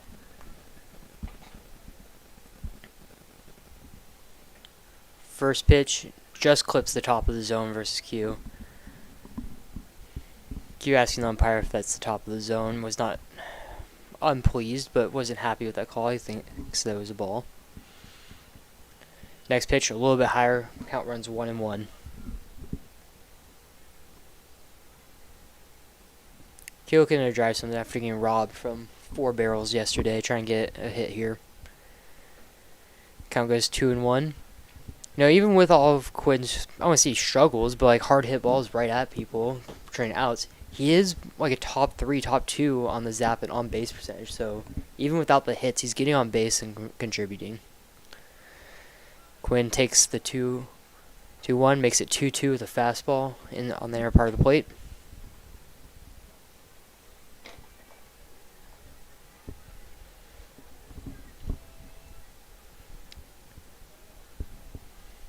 Quinn swings, a little kind of squibber to short on the run, and Wilcox makes the throw over to first to get the second out of the inning. Quinn had the right idea right there, trying to go the opposite way, but it just got in on his hands a little too much. Didn't get the barrel out enough to really drive it that way. So Wilcox was able to get around that baseball and make a good play and throw a strike to first base. Got Blake up to the dish now. He swings at the first pitch. Really good swings today by Blake, just missing. See if he can get a 2-out rally started for the Zap.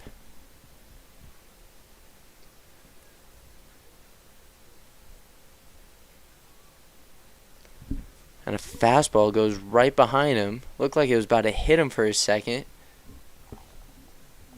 Just misses back. As the count goes 1-1.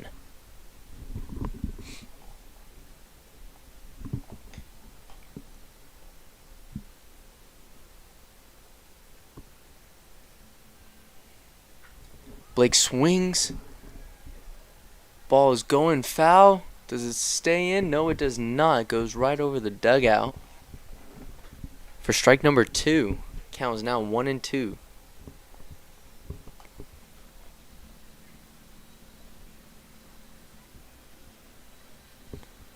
Blake's been putting on some good swings, just missing. Looks like he's been missing under. He needs to try to make an adjustment to get a little bit more on top to get that line drive. 1-2 count. Pitch, slider in the dirt. Count is now 2-2. Blake battling. I like that. Watch him take a nice deep breath, trying to calm himself down, trying to find a way to get on. Be a rally starter for the Zap. Pitch, grounds it to first base. Oh. First baseman dives into the bag, just gets Blake. Really good play. Pitcher was not covering, as Blake is a pretty fast runner, and first baseman made a really good play to get that third out of that inning.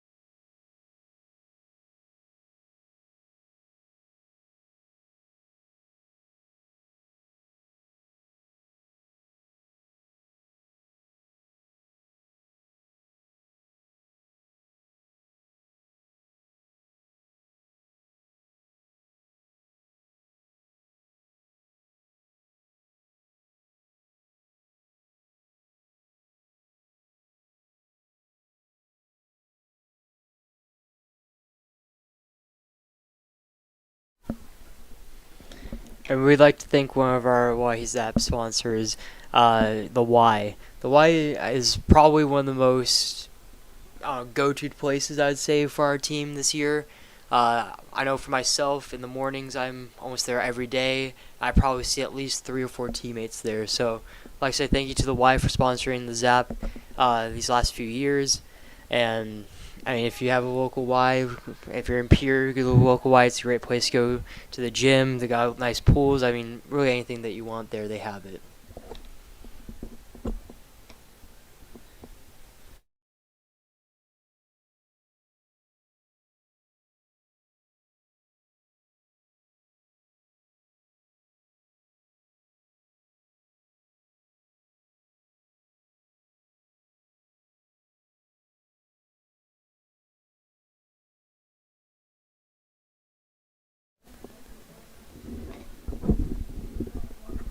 Coming up to the dish, number 11, Stone Cipher.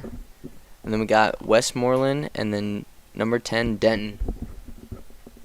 Should be the last inning for the beer batter for Denton, as we are in the top of the 7th. Score 5-3 Spuds.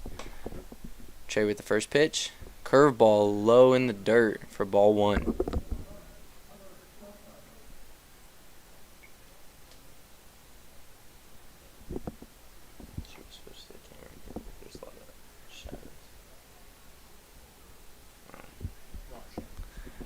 Curveball again for strike 1. Swung just over it to even the count at 1s.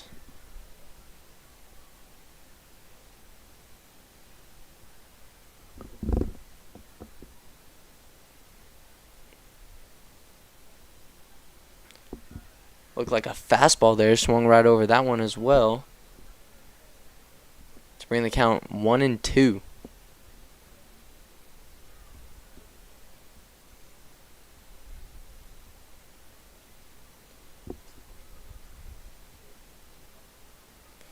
Fastball on the inner half for ball 2. I don't know if it's just me, but when I see Trey, it seems like he's a lot more comfortable out of the windup than he is the stretch. Yeah, I mean, I feel like a lot of pitchers are a little more comfortable out of the windup. You get to use your body a little bit more, as Trey misses high in arms right there to run the count full. I mean, yeah, you get to use your body a little more. I feel like you can get a little more into it. You're not rushing yourself down the mound because you're not having to just slide step or do anything to keep a runner at first base or second base. So it's a little bit easier and just a little bit more smooth, I think, through your delivery. Trey takes a deep breath, delivers the 3-2 pitch. It is taken down low. I believe that was another curveball right there that just missed low for the walk.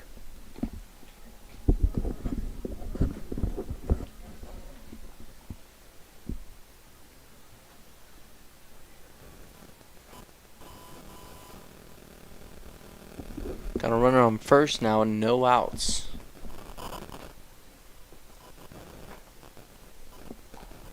As we have Westmoreland up, the third baseman for the Spuds. First pitch, strike, fastball in the outside corner.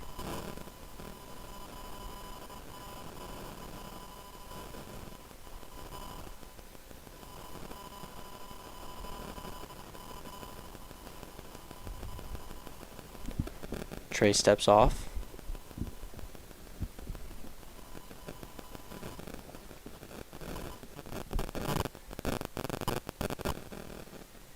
Runner steals. Ty tries to pick it.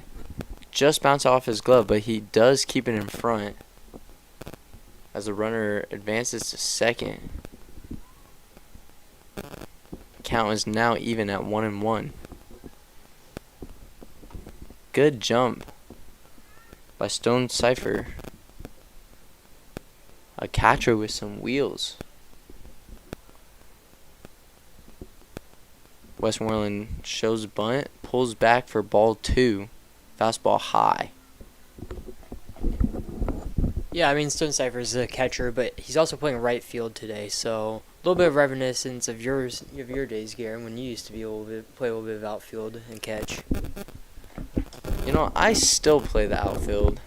I just am not needed that much here. I'm one of the ones that check swing, he did not go for ball 3. But like I was saying, I'm an outfielder that's out there to catch the easy fly balls and maybe throw someone out. I'm not there for my speed whatsoever.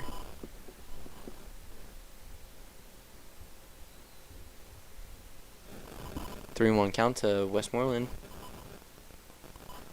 Ground ball right past Quinn, down the line. Ethan pitcher going for it. Westmoreland going for 3 as he has a stand-up RBI triple as the Spuds add another run to make it 6-3. Yeah, the Spuds finding another way to get a triple in this game. It's just weird. I mean, they always just find ways to find that right field line for a triple. I want to say that's at least the second one I know of in this series. Second one of today. I know they had one yesterday as well. Wherever it is, they had 2 yesterday. So that's 3 or 4 now in this series where they've had triples down the right field line or going to right center. I mean, it's just unfortunate. I mean, not the hardest hit ball. It just kind of finds its way into its corner, and it feels like every time they get one of those triples, that run either comes in and scores or it's for an RBI. I mean, I will have to give them credit, though. I mean, that's what you want to do. You know, you find a way to hit a line drive to the opposite field, and they're being rewarded for that. Just unfortunate for us Zap fans.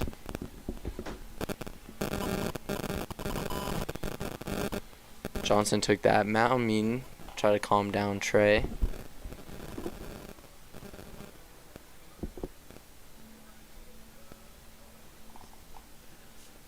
Now we have number 10, Denton, come to the dish. Probably the last opportunity for our beer batter to potentially strike out.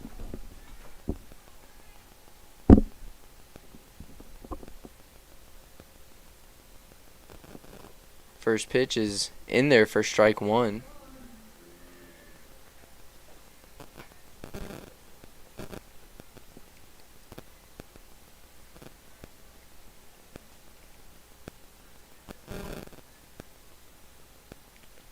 Pitch number 2 is in the dirt. Good block by Ty.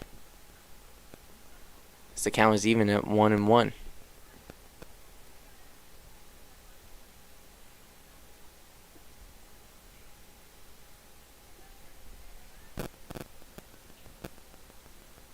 Pitch is swung on and missed.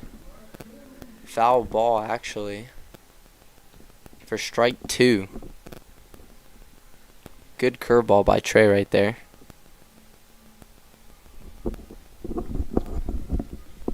Yeah, it seems like this is going to be Trey's potentially last guy. It does look like the Zap have the bullpen warming up. I believe it's Anthony Budmeyer down there warming up the pen for the Zap. It is 1-2 count right here, so there's a chance if Trey does get a strikeout, you could see another batter. And pitch is pulled outside, fastball, may count 2-2. You know, right now, Trey does have the shadows working for him. I know hitters, it's a little bit harder if the shadows are in your face and they kind of mix a little bit more. You have a little bit of that at the moment, but Trey needs to try to use that towards his advantage. Here comes a curveball, and it's hit towards right center, and it finds the gap. Rolls all the way to the wall. Den's going for third here. And he has another stand-up triple as back-to-back stand-up triples for the Spuds. One by kind of a bloop hit down the right field line, and then one that was driven to right center there by Denton. Again, that is another triple for the Spuds. I don't really have any clue how to fix that. I mean, yeah, he hit a ball to the wall, but for whatever reason, those doubles are turning into triples. I mean, it's just unfortunate. Just they're doing a really good job hitting the ball the other way. That one was driven to the right center gap. Dylan was playing a little in, which is okay with this win, but that ball was like hit pretty darn hard into that gap. Was able to go over his head, and he was able to get a triple. Anthony Budmeyer coming in to relieve. Hopefully he can shut down this inning.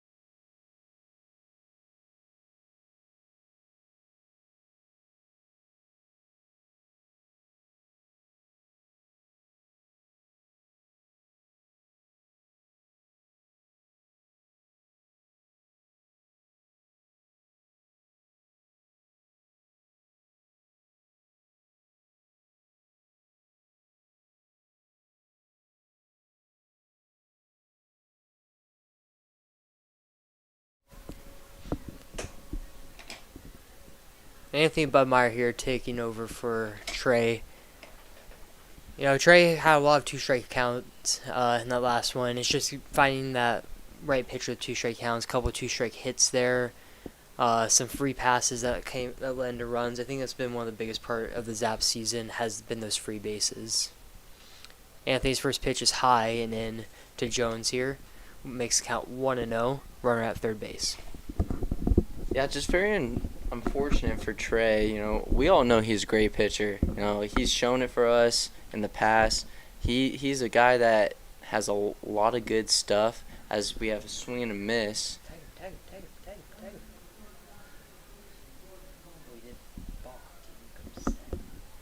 Anthony Budmeyer ends up balking right there to score the run to make it 8-3. But like I was saying about Trey, we all know he has some great stuff. Such a great guy, great teammate. Just an unfortunate day for him. And hopefully he can bounce back his next outing, because we all know he is a great pitcher. Pitches up and in for ball 2, 2-1 count. Yeah, I mean, Trey's been a great teammate ever since the first day we all got out here. He had that great start against Spearfish. But with his 2-1 is a curveball that misses inside and low, makes it 3-1 now. But another Dickinson State player, second pitcher today from Dickinson State, as Noah led off the game, or started pitcher tonight. And the 3-1's high and in to walk him.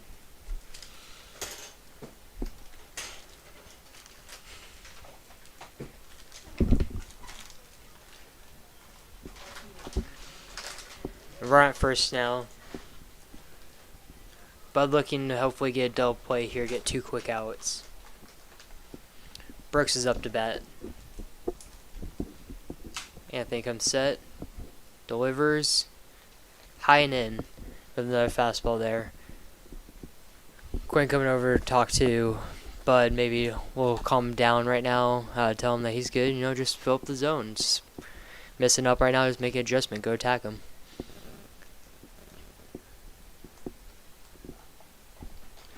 See if Bud can make the adjustment, get back down the zone, missing high and arm side.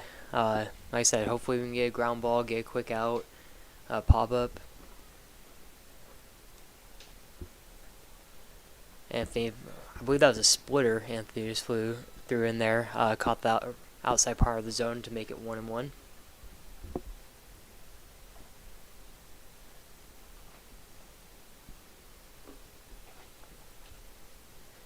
And ball hit towards the left, right at Blake for the first out of the inning. I believe that was another splitter right there, just caught it, Brooks out front. That was the first out of the inning.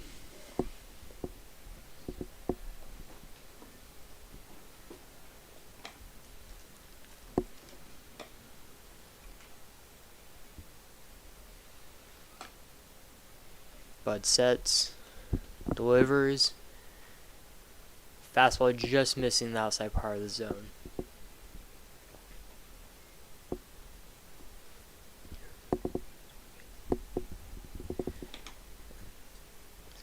Here comes the 1-0. Curveball, runner steals, and Jones is in there sliding. Really good jump by Jones right there. Good throw by Ty Farwell. Just a little late. Too good of a jump to get him right there. Pitch was a strike. Count even at 1-1.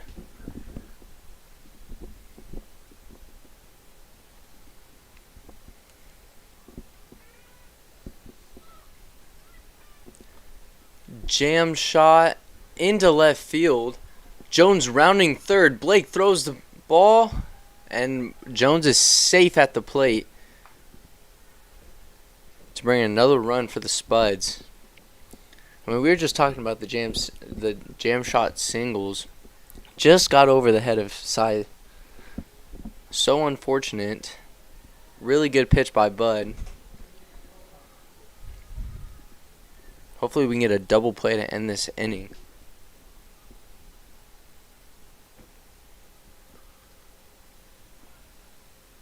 bunt. Nobody can get to the ball in time as the runner is safe for a bunt single. I believe that was the leadoff hitter Wilcox, and it was. Really good bunt there. Yeah, how we were talking earlier in the game, bunting was a big part of the Spuds' first series here against the Zap, and seems like they're starting to get back to the old ways there. Get guys on, then bunt them over. Bud comes in with a curveball. Foul towards the right side, just out of play.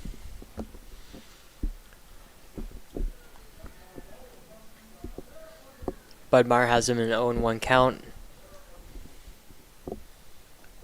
Seems like Bud Meyer's off speed, especially his splitter, has really been working for him today. I'd like to see him go back and repeat a lot more of those pitches, see if he can get a ground ball here.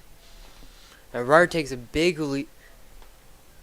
Both runners advance on stolen base. We're at second, had big lead. I mean, he was jumping into it as Bud Meyer was going into leg lift there. Really timed him up on that last one, and Wilcox just followed right behind him.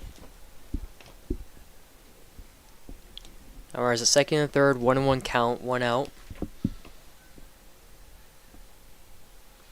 And ball splitter goes right behind Elijah Reeves, and another run comes in to score this inning. And Wilcox advances to third on that. Now it's a 2-1 count, 1 out.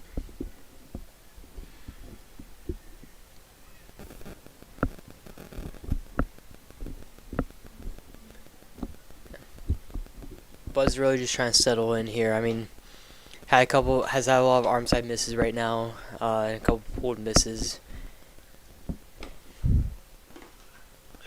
And Reeves hits a single through the 6 hole right there, a hard hit. Mason does dive for it, try to stop it, but just gets under his glove there.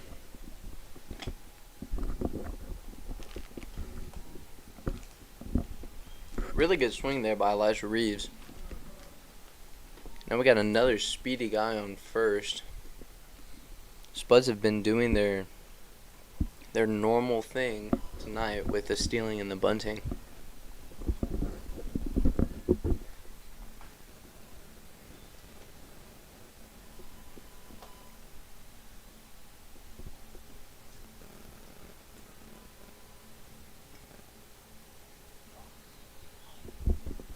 Eli Vaughn coming in now to relief in the top of the 7th. Score is now 11-3. Rough 2 innings for the Zap in the 6th and the 7th.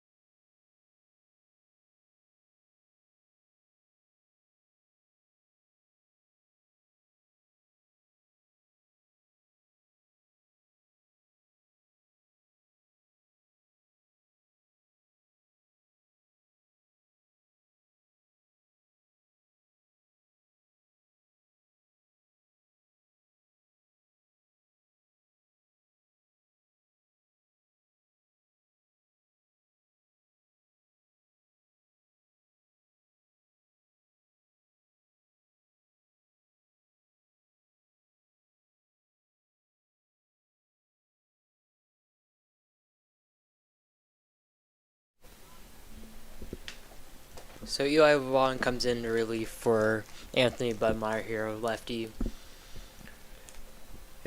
Me and Garen were just talking about how Eli has picked up, I think, 2 guys so far this year at first base. Has a really good move, so we're hoping that he may be able to get Reeves here, or at least hold up Reeves from stealing, being that lefty, being able to pick over there, have Reeves stop a little bit more. But he is in the face Billingsley, who is a lefty here. Hopefully we can get a double play. First pitch, slider down the way to Billingsley. This is Vaughn's first outing in a little while. He did have some off the field stuff, health-wise, that did stop him from getting onto the mound these last couple weeks, but looking for him to come just fill it up today. Reeves takes off for second, pick off, throw to Quinn to Cy, and they get Reeves at second base. Exactly what me and Cameron were talking about, how we need to stop Reeves from getting to second by some type of pickoff and holding him on. Eli does a great job of that. That was now his third pickoff out that he's gotten so far this year, which I wouldn't be surprised if that led the ILB this season. I mean, and what a great job by Quinn right there to fire a strike right to Cy's chest to make sure we got that out. Now we have 2 outs in the top of the 7th as he just threw a strike to even the count at 1-1. Yeah, really good slide right there by Eli to get that swing and miss right there, bring the count 1-1.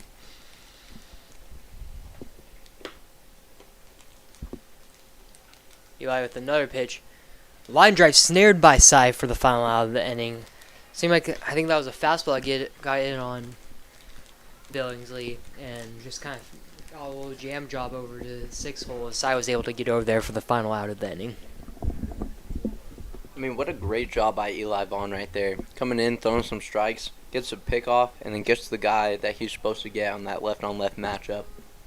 Cy making a great play to get that line drive to secure the 3rd out of the inning. Now we're going to the bottom of the 7th.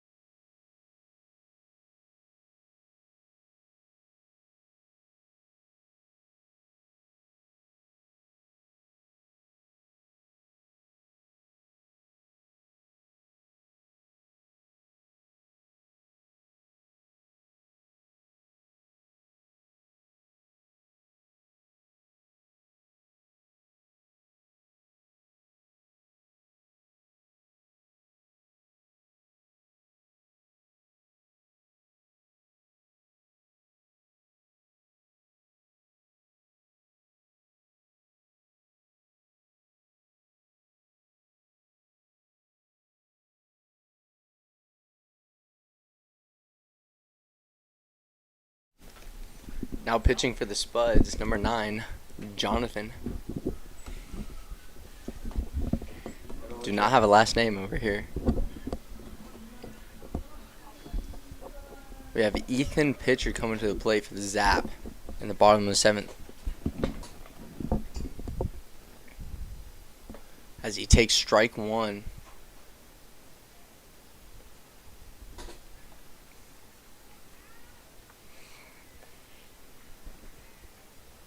Ethan had a double. Oh, as he swings and fouls the ball off, and it does get into the stands. Sorry. Count is now 0-2. See if Ethan can battle here.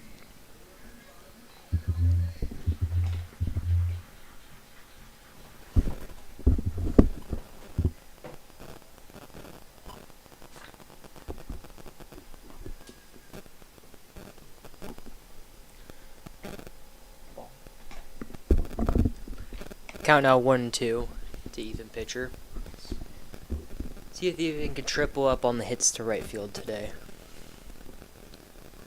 And he does. He goes to the right side, sending the right fielder back, tracking, and just catches it at the warning track. I mean, he did try to triple up on it, but I think the right fielder was cheating back a little bit to be able to get to that ball. The ball was well struck, just kind of hung up, and the wind really didn't take that one. I mean, the wind kind of just died down at this point. I think when I was looking at the weather, it was supposed to be at 20-mile-per-hour winds, and I think those winds have gone away at this point. I mean, the flag in right center has stopped completely. Now up is Cy Taylor. Cy swings, will squibber over to second. Second throws to first, and he just gets Cy into by a step. Not a bad swing by Cy right there. Just got a little bit in on his hands. Gonna give a quick shout out to one of my friends, Andrew Johnson. He graduated today from Pleasant Prairie. Congratulations, Andrew. You're a dog. Now batting, Dylan Bowie.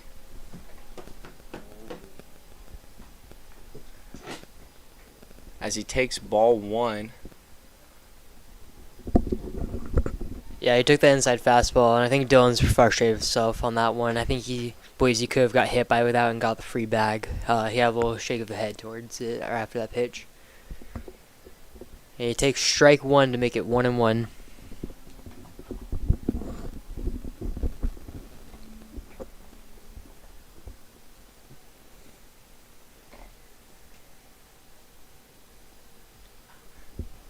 Bowie swings, drives it out to right.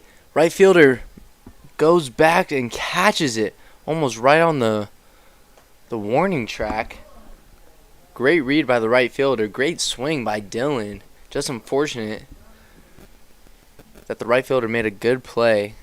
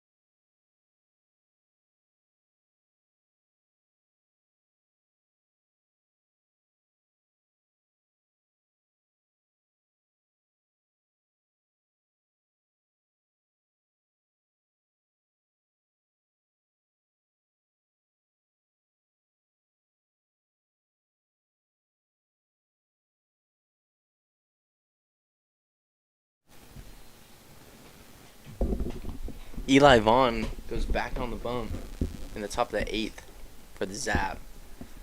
As we have number 11, Stone Cipher, coming up to the plate. Stone Cipher made a couple good plays out and right, good reads. As the first pitch, curveball, drops in for strike one. Good pitch by Eli right there.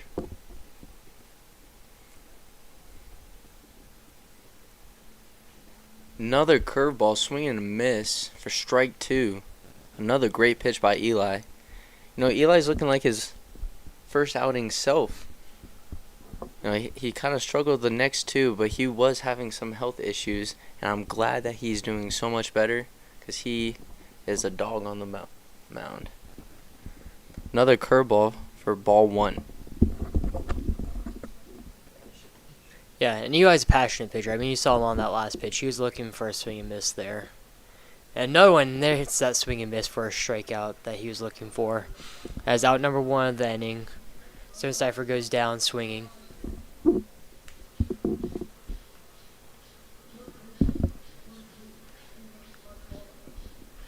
Now up is Westmoreland.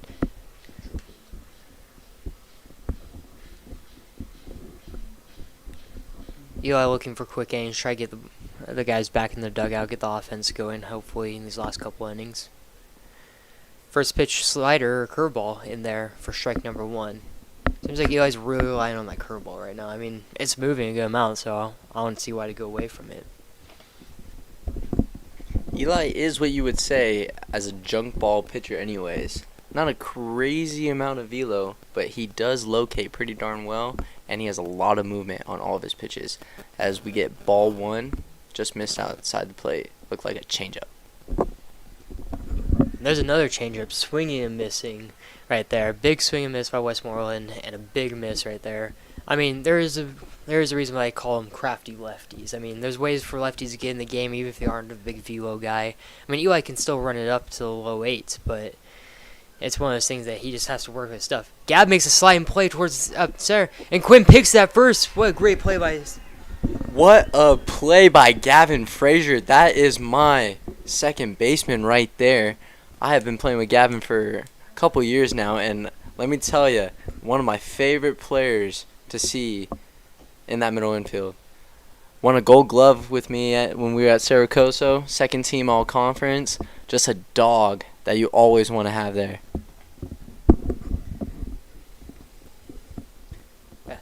Another off-speed pitch there by Eli. It looks like another changeup. And yeah, Gavin's probably one of the smoothest middle infielders I've ever seen. I mean, probably the smoothest second baseman I've ever seen. I mean, he makes all those tough plays just look, I wouldn't say routine, but like, they're just effortless, everything he does.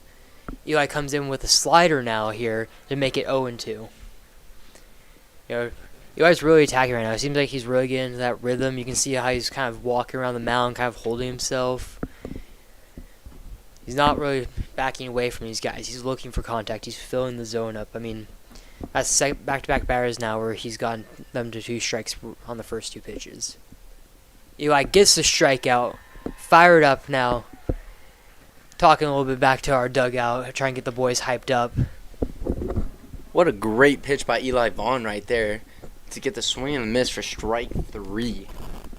Eli looking just like himself, like I was saying earlier. Like, he's just looking more and more like himself today. Great job, Eli.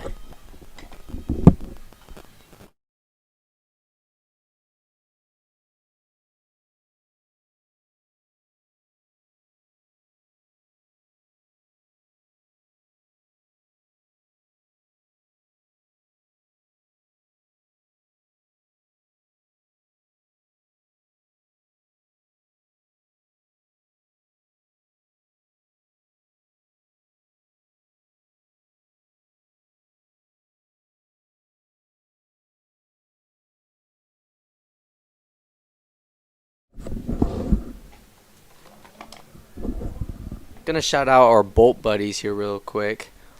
We have our next Bolt buddies on June 11th. So if you like to hang out with some Zap players, learn a little bit about defense and about hitting, just come out, have a great time. Sign up for the Bolt buddies on June 11th.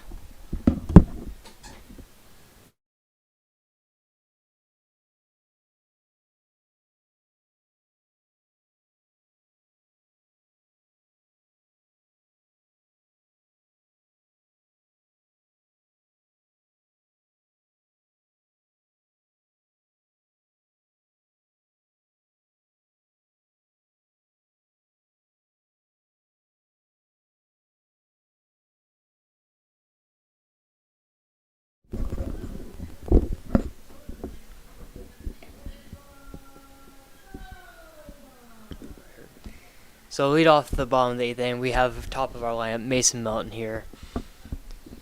Mace made some really good plays so far today out on the field. Now he's looking to start up this Zap offense in the 8th inning to get a couple runs, scratch a couple across, to make it a little bit more reasonable for the rest of this inning and starting into the 9th. Pitch 1 takes a slider low and in for ball 1. Mason yesterday was 2 for 5 on the day, had 5 barrels for 5 quality ABs, or I like to call quabs. I was talking to him earlier, talking about his approach, and he was just trying to be very simple, as simple as he can be. He said get his foot down early. He took ball number 2, by the way, 2-0 count. And he was just trying to bring that today. Hasn't been as fortunate today at the plate, but he's been doing his thing defensively. And as he takes strike 1 on the outside corner, and Mason's just a good player all the way around. See if he can get something going for the Zap. As he swings it down the line, just foul. Man, that had extra bases written all over it. Just left of that bag. Now the count is 2-2 on Mason Melton.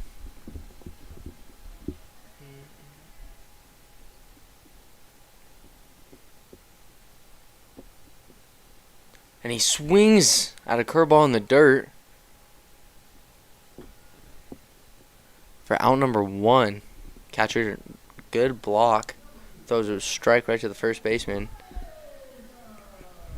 Now we have Gavin Frazier up to the dish. Yeah, Gavin made a great play in that last the top of the 8th inning there to get the second out. Here comes the first pitch. Takes it low and away, or a changeup low and away for ball number 1. Yeah, I mean, Gav is one of those guys. I mean, I wouldn't say he's having an off day, but I mean, we're used to him being on 2-3 times every single game, and he's had some opportunities, but just being pitched around and then not, I wouldn't say not finding barrels, but not being his usual self. I don't know if it's him being beamed 4 times in the last 2 days or what it is. As he takes strike number 1 to make it a 2-1 count. And Gavin's one of those guys who just plays with a lot of energy, a lot of hype. A lot of grit. One of the grittiest players I know as he takes ball 3 in the dirt. Gav's one of those guys that you get him on the base pass and he's gonna add a lot of pressure to that pitcher, to that infield, with his speed, with his good reads. Just a guy that if you can get him on, he can wreak havoc out on those base paths. As he takes strike 2 at the bottom of the zone. Looked like a fastball. Full count pitch, and he fouls it off. Really good swing by Gavin Frazier to foul that pitch off, to keep battling. Got a full count with 1 out.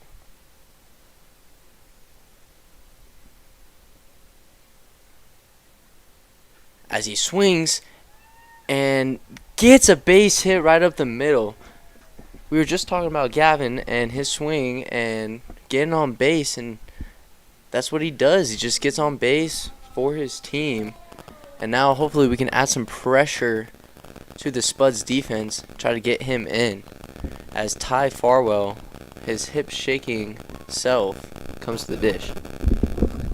Yeah, I mean, Ty really started us off yesterday offensively with that home run that he had. So hopefully he can add a little bit more here. Ty, really good swing there. Just missed it. I believe that was probably a slider. Just fouled it off over by the Capitol Lake. Yeah, he's in an 0-1 count. But yeah, I mean, yesterday there was a lot of energy. We were scoring early on, put a lot of pressure on, and it seems like we kind of backed off a little bit. We got a lot of pressure on early in that second inning, but it's refinding that again. Ty with another swing. I believe there's another slider there. Fouls it straight back. Ty with an 0-2 count. 1 out in the bottom of the 8th.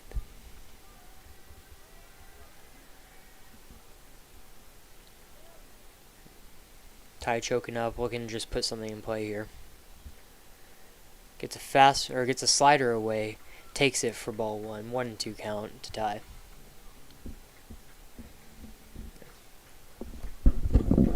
Ty's had a little bit of an off day today. There's been a lot of ground outs. Hopefully he can shorten up and drive something right here. As he grounds the ball to first base, first baseman throws it to second, away, goes into left field as Gavin advances to second, and Ty Farwell is at first base. You know, maybe that's not the result that he wanted, but great job by putting the ball in play, trying to make the defense work, and just like I said earlier, Gavin Frazier on the base pass puts a lot of pressure on that defense, and that first baseman just ended up not making a good throw to Wilcox, and it got into left field. Yeah, I mean, when you got when you make the defense have to make some plays. I mean, ball was hit decently well over to first base. He rushed his throw a little bit there and put some pressure on. Now you got Briggs up. I mean, Briggs is a big thumper. I mean, we talked about his BP, how hard he could hit the ball. I mean, we we could really use one of those doubles, one of those extra base hits right now. As he takes curveball for strike one.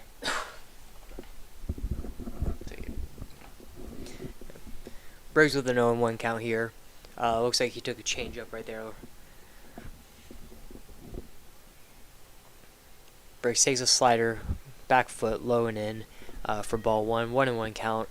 I mean, Briggs is really looking to ambush fastball right here. I mean, anything, I'd say middle up, I wouldn't be surprised if he's taking his ace swing. Wind has died down, so I'm looking for something to be driven right here. And there it is. Briggs got fooled right there with a changeup, but that was his ace swing. That's the one that you want him taking whenever he sees his pitch. Briggs in 1-2 count. See if he can battle up, put one in play, find a hit, find a hole somewhere.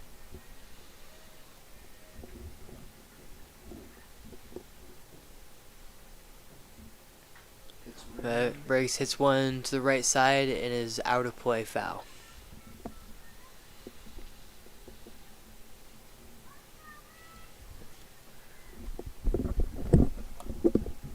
The wind is teasing us a little bit. Goes down, starts picking up. You know, I would not mind Briggs pulling a ball down that line. That left fielder is playing left center as he takes a high away fastball for ball two. 2-2 count to Briggs. Yeah, wind or not, I mean, Briggs is one of those guys who can hit it through this wind. I mean, he's strong. I mean, we're talking about the weight room the other day, and he was saying that he used to squat 500 pounds. So I wouldn't be surprised, even with the wind, if he's able to put one out today. As he takes ball number 3, he runs it full.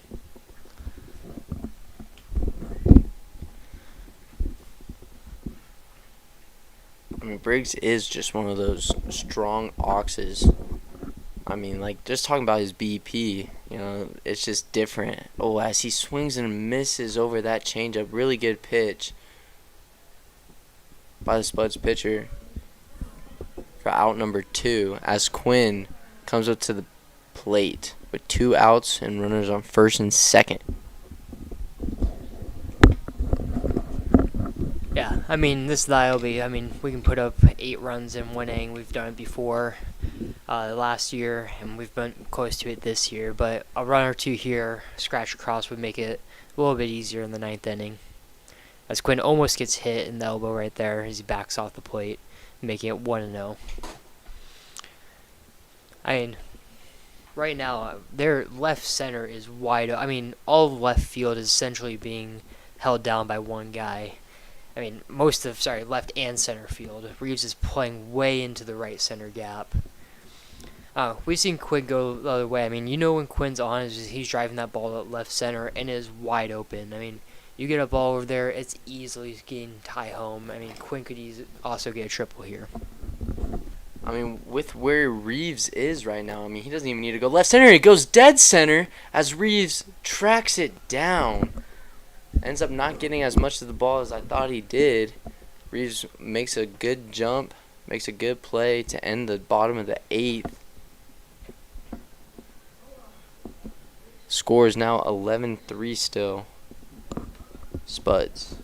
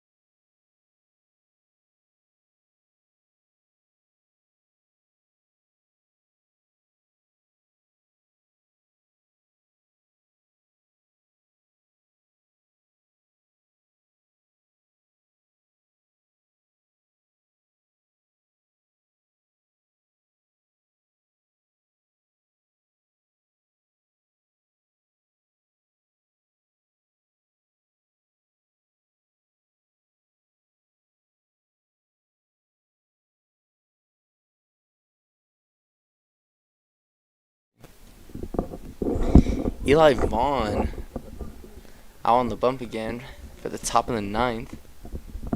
See if you can get another shutout real quick for the Zap. As number 39, Jones up to bat for the Spuds. Curveball fouled straight back. Good swing by Jones. Looked like he saw that curveball pretty good, but was not able to square it up. Count is now 0-1.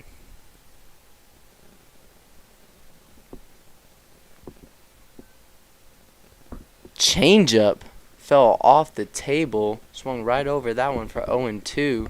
Good pitch by Eli. Jones was on that curveball, but did not see that changeup as well. As he swings over the changeup again for the first out of the inning. Good pitch by Eli Vaughn. Yeah, I mean, between both lefties for the Spuds and Eli today, the changeups have been disgusting. I'm not going to contribute that to the win the way it's blowing or anything, but, I mean, it's just been on every single time they've thrown one. It's either just swing or miss, or it's been weak contact, it feels like. And Eli with another changeup, just getting number 26, Brooks fishing for that one. He was reaching out front to go get that pitch. I mean, he was completely fooled.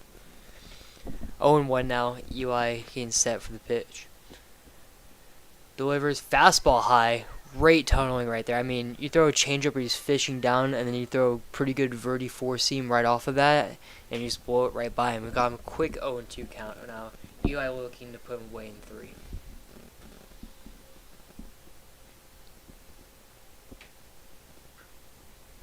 And popped up to center. Looks like we got Dom as a defensive replacement coming into center right there for the second out of the inning. Dominic DiCarlo coming in for that catch. Dom's great center fielder. He plays at the University of Pikeville with me, and let me tell you, he won a Gold Glove at his JUCO, and he again made 0 errors in the 2026 season. Great guy to be out there, especially defensively. Great speed, pretty good arm as well. As we have 2 outs in the top of the 9th. Ball 1 just missed with that fastball. A little high. To Witt. Oh, actually, we have a sub. Number 1, Carter Patak comes in for a pinch hit, as the count is now 1-1.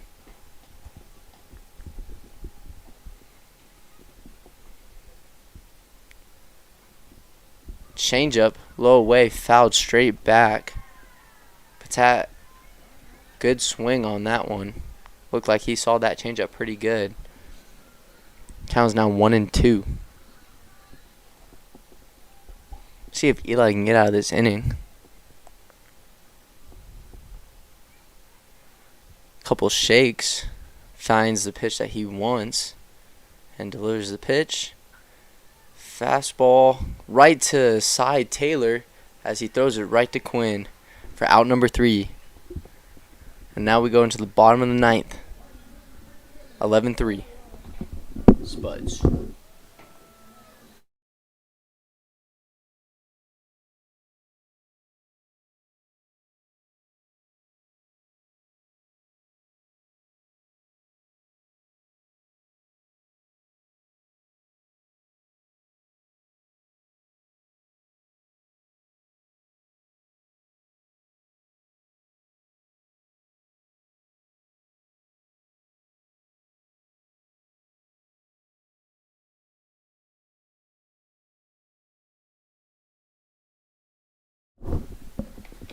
So here at Hyde Stadium, we have a couple of theme nights coming up. Tonight was Dress Your Decade Day, but tomorrow we do have Family Day / Bark at the Park on June 7th.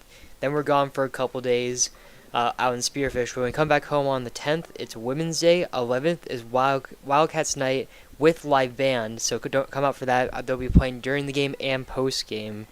And then we'll have a couple more theme nights out that'll be posted on our Facebook and Instagram. I believe it's at the Oahe Zap on both.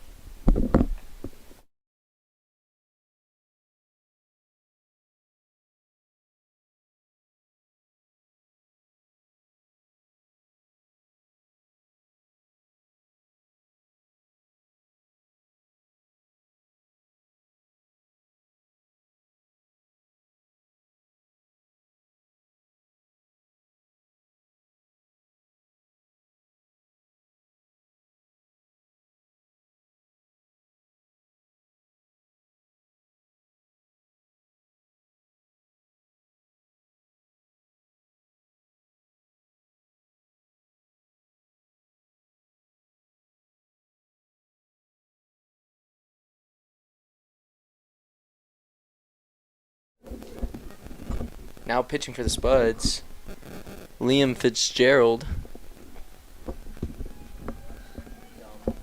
And we have Dominic DiCarlo coming into the bat for the Zap. I want to give a quick shout out to our coach, Jamie. Such a great guy, so grateful that he gives all of us this opportunity to come play for the Zap. Love Hyde Stadium, love the Zap fans, love our host families. So grateful that he gives us this opportunity. Shout out Jamie. Dominic 1-0 count. Takes a fastball up and in for ball 2. Dominic, another U-Pike guy, one of my friends. Love playing with this guy. Shows a lot of grit. Great defender. He's been picking it up with his bat recently too, as he takes ball 3. Been having a really good quality ABs recently. Good takes, good swings. Had a couple hits last night, I'm pretty sure. 3-0 count as he takes ball 4. Way to be a leadoff guy there, Dom. Yeah, I mean, you got to take what he gives you. If he's going to give you 4 straight to come into the game, especially it being your first at bat of the game coming off the bench, that's just one you have to take. Take your base. You don't want to try to do too much. You're down by 8, so every run chipping away. I wouldn't say his run doesn't matter, but it just has to build up from here.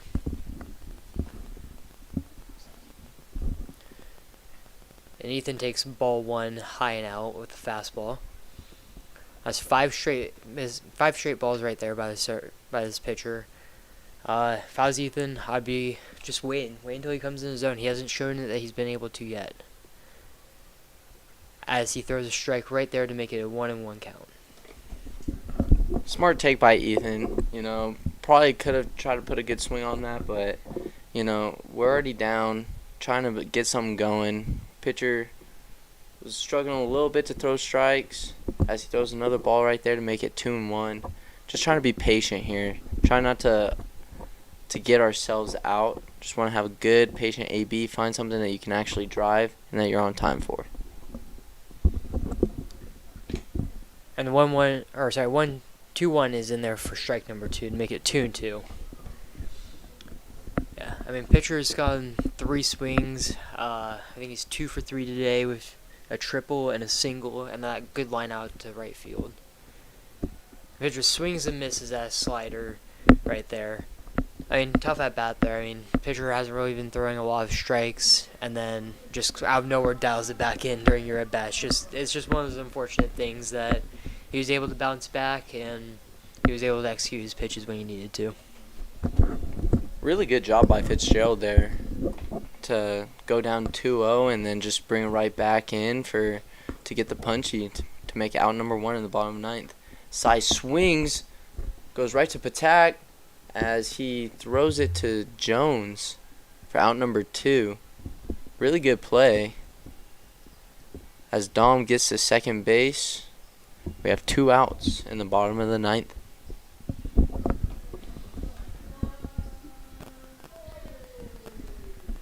Out to bat is Dylan Bowie. Yeah.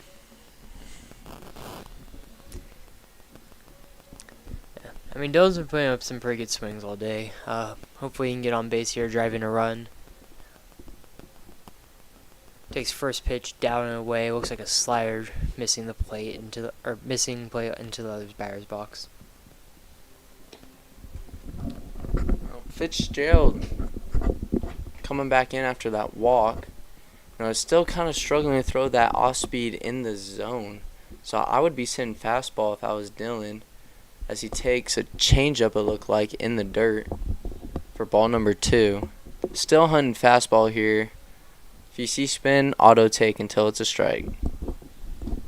Yeah, and even with misses, I mean, it's been effective misses at this point. Like, it hasn't been crazy, like too crazy, but it's been just good enough to get guys off of your fastball. Like when you get in the zone, you almost want to take it because you don't know if it is going to be a strike or not, as he fires that last pitch in there for a strike to make it 2-1.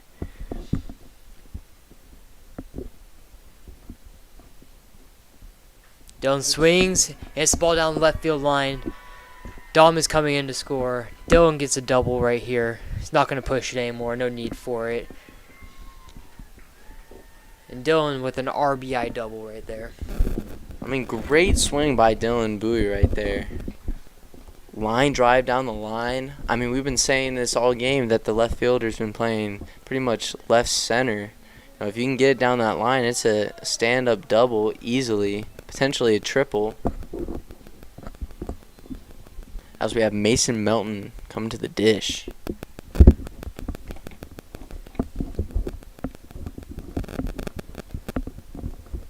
As Mason takes first pitch for a ball, making it 1-0 right now.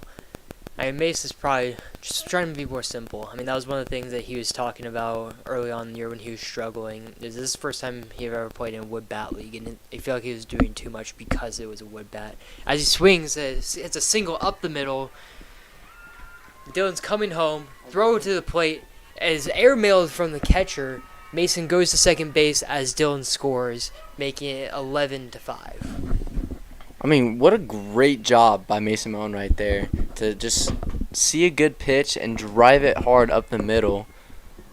I thought Elijah Reeves had a chance to throw out Dylan for a second, but the throw was just high, just gets over the catcher, that allows Mason to advance to second and the run to score. Now we have Gavin Frazier up to the dish.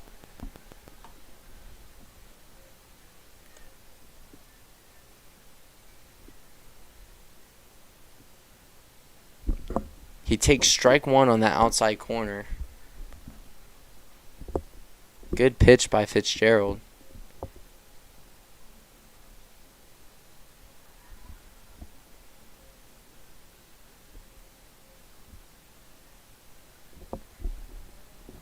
Just misses on that inside part of the plate. Ball 1. Count now 1-1 to Gavin Frazier. Gavin can go away, but is a pretty pull hitter as he lifts the ball in the air. Pretty easy fly ball for Reeves as he catches it to end the game.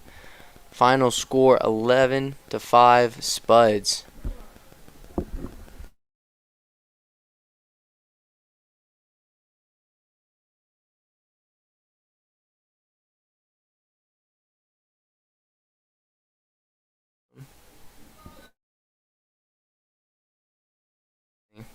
Appreciate you Zap fans watching. So grateful that we had the opportunity to come and broadcast for you. Hopefully you enjoyed the game, and hopefully we can come back tomorrow. Yeah, we have a game tomorrow. I believe it will be an hour earlier start at 5:05 instead of 6:05. It will not be me and Garen tomorrow. It will be back to the original crew up here. But